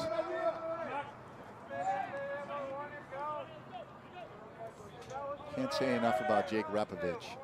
You're exactly correct, Man. because it's that's difficult to do, to stay out there and stay focused. And what a great outing for him, back to back from New Mexico State last weekend to this. This is great to see these outings. Strikes him out to finish out the first out of the inning. Struck out 3 of the last 4 batters for Seattle. Ravitch coming off a career high 8 in the 3rd innings pitched. His last outing at New Mexico State. About ready to pick up his 6th victory of the season. Slow roller, Mumper, 2 away.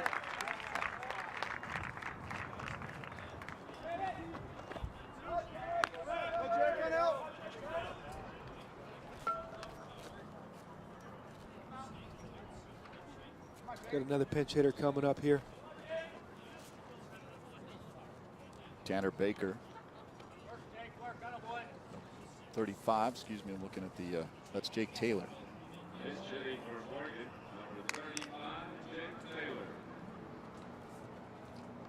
Other defensive change, Quinn Cotton is in left field. Taylor, check swing, pulled it back, ball 1. Just a bit outside.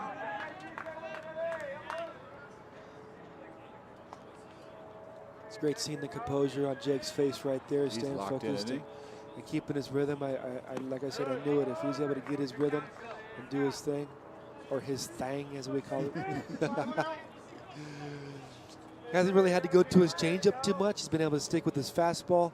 Sometimes when you go to that changeup, it's a field pitch, and if you don't got that feel, it could take you out of your groove real quick. So it's nice for him to be able to just continue to pound that strike zone with effective wildness with that fastball. Coach Dorman's got to love it. He looked down that 3rd base line, and it is a wasteland in that bullpen. I'd never seen that either. There's nobody down there.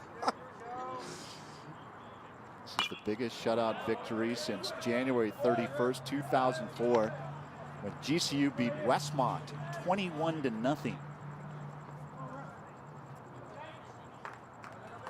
Not quite going to reach the 21 plateau, but 19-0. I think we could have done that, but Andy held up some runners at 3rd, and he struck him out to finish off the game right there. Great job, Jake. Jake Ravitch picks up his 6th victory of the season, a complete game. His 2nd complete game of the season after the Lopes take care of the Redhawks to even up this 3-game series at 1 apiece. The rubber match tomorrow at noon. We'll be back to wrap things up from Brazos Stadium. as the Lopes are now 17-3 in the Western Athletic Conference. Keep it right here.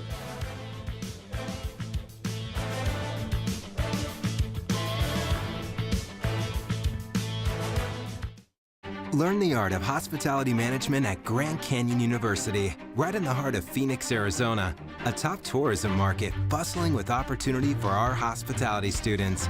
Join the student team at GCU Hotel, delivering unmatched service plus beautiful amenities like the Oasis Pool, full-service fitness center, Canyon 49 Grill, and the artisanal coffee and teas of GCBC.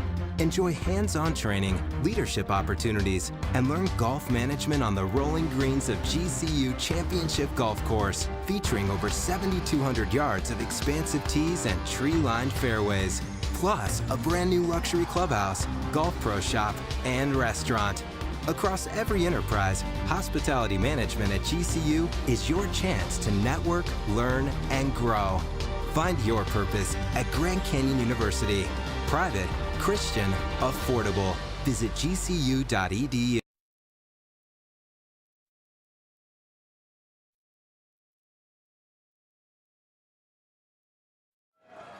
Lopes victorious over the Redhawks, 19-0.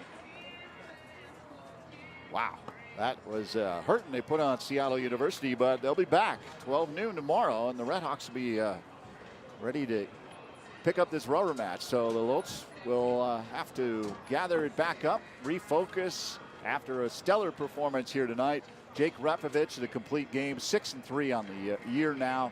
Fantastic performance by Ravitch. 7 innings pitched, 7 strikeouts, just 1 walk, allowing 5 hits. The team gathering up along that third base line after a big victory. Andy Stankiewicz in the middle, no doubt telling his team, okay, enjoy it. We got to be back here at noon tomorrow. That's a short turnaround. This rubber match. Yes. And, continue to try to win the Western Athletic Conference, because that is what every one of those gentlemen out there vying for in this, the final year of their transitioning period to full tournament eligibility. Fantastic job by the top of the order. Top 5 hitters, Shea, 9 of 11, 13 runs, 11 RBI, and 6 walks for Bull and LaRouge and Ian Evans. What's impressive is that we got lost in the shuffle right there with Bull and LaRouge. They set the tables early on very well. They worked the counts. They saw so many pitches, and they gave the 3 and 4 hole hitters plenty of chances to time the pitcher, to see the pitches, and they came through and set the tables very big. But unfortunately, Evans and Schwartz came through once again with the big bombs, the big hits, the 2 doubles by Evans, the amazing play with the 3-4 hole hitters. But the top of this lineup did a great job, as well as the rest of the lineup did as well. Just pounding it right up the middle against Seattle. Let's send it down to Kate Longworth. All right, thank you guys. I'm joined by AJ Franks, the lone senior on this Lopes team. And you had an impressive outing last night with 39 pitches. Thank you. And what's it been like just as you finish off your senior year and you guys are on a high note, 17-3 overall? Yeah, we've been playing well. It's been fun. Like you said, we're on a high note right now. We really just want to keep that going into tomorrow and then the next series, and hopefully we win out. Yeah, fate in your own hands. And the team, of course, won the WAC 2 years ago. You are not with the team yet. So I know you don't like to look too far in advance, but if you could end your senior year with a title like that, what would that mean to you? It'd be remarkable. I mean, all we can do is win the WAC because we're not eligible this year. So, yeah, it'd be remarkable. But like you said, can't look too far. Got to take it one game at a time. And it was great that you went in last night, but I think, and Jake did a great job tonight, but I think we would have liked to see you out there because of your sidearm delivery. Take me through how that all developed and that became part of your game. Well, it was my senior year in high school when I kind of dropped down a little bit because my back was hurting. And then freshman year, junior college is when I dropped down all the way, and it was successful, so I just kept with it. Yeah, obviously it's working. You haven't given up a run in conference action. What's been fueling your success this year? Just attacking, just taking one pitch at a time, and just letting my defense do the work. And clearly you are a leader out on the diamond with what you do, but also I'm seeing the reaction of your teammates right now as you're doing this interview. They're having fun with you. They're keeping you smiling up here. But what pride do you take in the leadership role you've had with this team? I mean, like you said, I'm the only senior, so I take a lot of pride in that. But, yeah, I mean, we got a lot of young guys that lead themselves, and it's been fun. All right, well, it's definitely fun when the record is 17-3, and when you're a guy like this out on the mound doing your job, doing it right your senior year, and we wish you the best with senior night this coming week. Let's go back now upstairs to you guys. Thank you, Kate. Thank you, A.J. Franks, and not only doing it on the field, but also did it in the classroom. Congratulations on collecting that degree at the end of April. Great career here at GCU for A.J. Franks, and how about that night for Jake Ravitch? 19-0, the Lopes over the Red Hawks. We'll be back to wrap things up from Brazil Stadium after we take this timeout.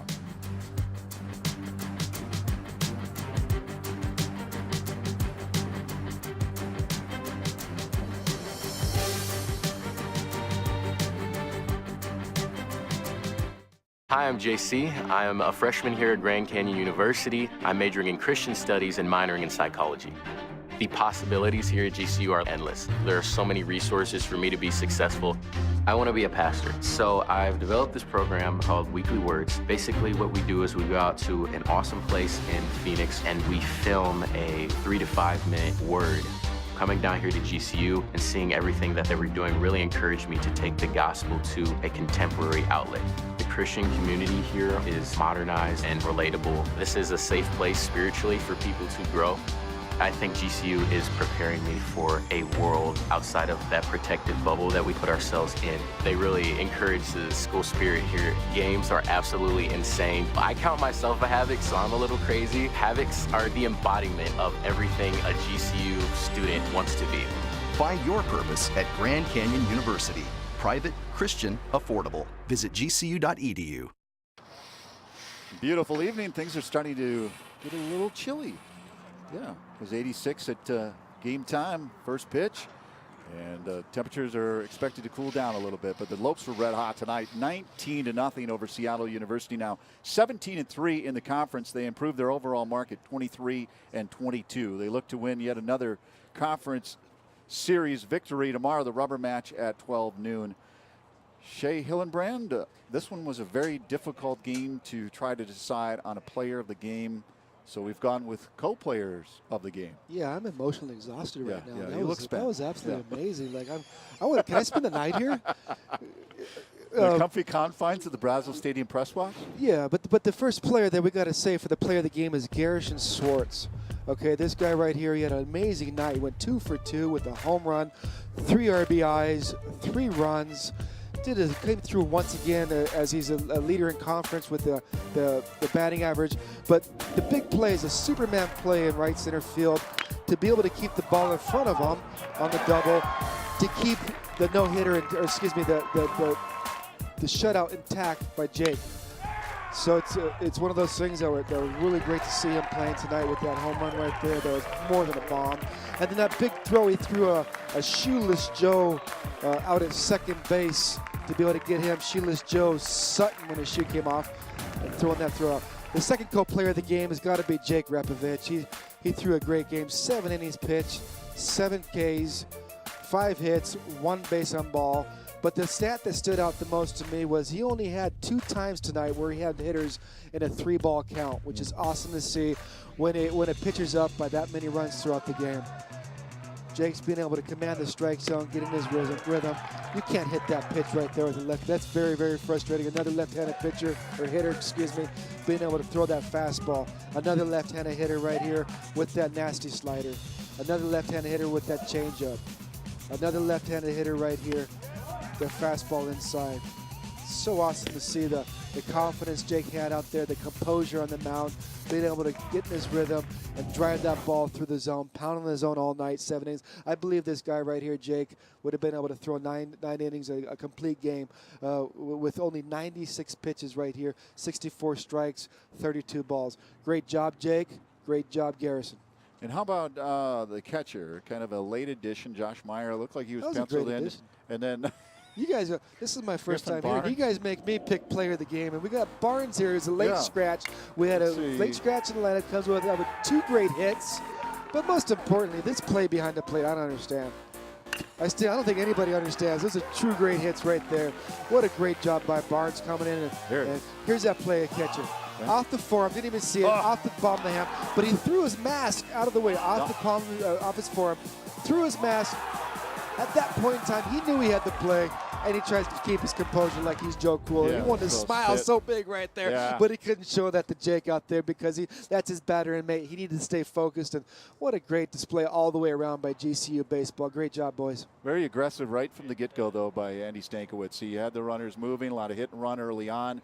He had, like he's done all season long. This is a very exciting team to watch because they don't hesitate to play very aggressively on the base paths. And like you said during his interview, Junk out there, Garrison Junk, he's a prospect for a pro organization, and when that young man's on, I can't imagine what he's capable of doing. They were able to make him throw pitches, get his pitch count up. He was kind of trying to find his release point. He might have had a blister on his hand. I saw him looking at his hand during the game. We don't know the variables that were involved to put him in that situation, but he's got a herky-jerky delivery that generates a lot of power through that pitch to the strike zone to put him up in the upper mid-90s. And when that release point's off for a pitcher like that, it could be a very, very long night. But that's just true Andy Stankiewicz philosophy baseball. I didn't expect anything less to see that when I came in here for this game today, and it's so refreshing to see that work. A lot of colleges, a lot of teams, a lot of professional organizations, a lot of high schools try to go to the long ball, try to go to the showboating, try to go not playing the game right. Not only did Jake Ravitch do a great job commanding the strike zone, holding runners at first, doing the quick step off. He almost picked off a runner at first base. But the defense had timely defense. They played great defense, and then they're backing up bases with. The catcher Barnes going over there, and when they picked off the runner at first base, running all the way to second base to command that play right there. That's just great baseball all the way around. And then, as I mentioned throughout the course of the game, and Ravitch, you've already talked about his accolades in this, his 6th victory and 2nd complete game of the season. But it was a ghost town in that bullpen. Jake Schneider, the freshman, the left-hander, is the probable starter tomorrow. He's 4-0 on the season. He'll be taking on another left-hander in Connor Moore, who is 2-1 on the season, redshirt senior in this rubber match. But how huge is that to know that you've got a bullpen, much like A.J. Franks, ready to go here tomorrow after taking a seat and a breather here. Yeah, that's what's awesome about A.J. Franks. He reminds me so much of Brad Ziegler, being able to come out of that sidearm angle as a closer. That just, as a hitter, that's very difficult to see late in the game when the pressure situation's on. You want to see a guy challenge you, kind of a traditional type pitcher that's going to be in the zone, but you got a guy like him that goes out there with that submarine, that side angle pitching, and he's commanding a 0.00 ERA in conference. I think he's going to be super excited. Andy wants to be in this position. They're in the right spot right now. Their full bullpen had a rest. You want to rest your bullpen to be able to go out there to win this series, to get them into 7 straight series in conference to be able to win. This is great GCU baseball right now. Well, so glad you could join us for this one. Everyone out there, and of course to Shea Hillenbrand for joining us here this evening. Bring the whole family, though, out to Brazel Stadium tomorrow at noon for the series finale. Andy Stankiewicz and GCU baseball takes on Seattle University. As Shea just mentioned, they're looking for that 7th WAC Series win of the season as they continue their drive for the conference championship. The weather will be fantastic, so come on out, root GCU on to victory, or tune in to Michael Potter on GCU.TV, 12 noon. That'll do it from here at Brazel, where tonight the Lopes beat the Redhawks 19-0. Again, tune in to Michael Potter, GCU.TV, tomorrow at noon for the series finale. For Kate Longworth, Shea Hillenbrand, and our entire crew, I'm Barry Butel, wishing you a wonderful evening.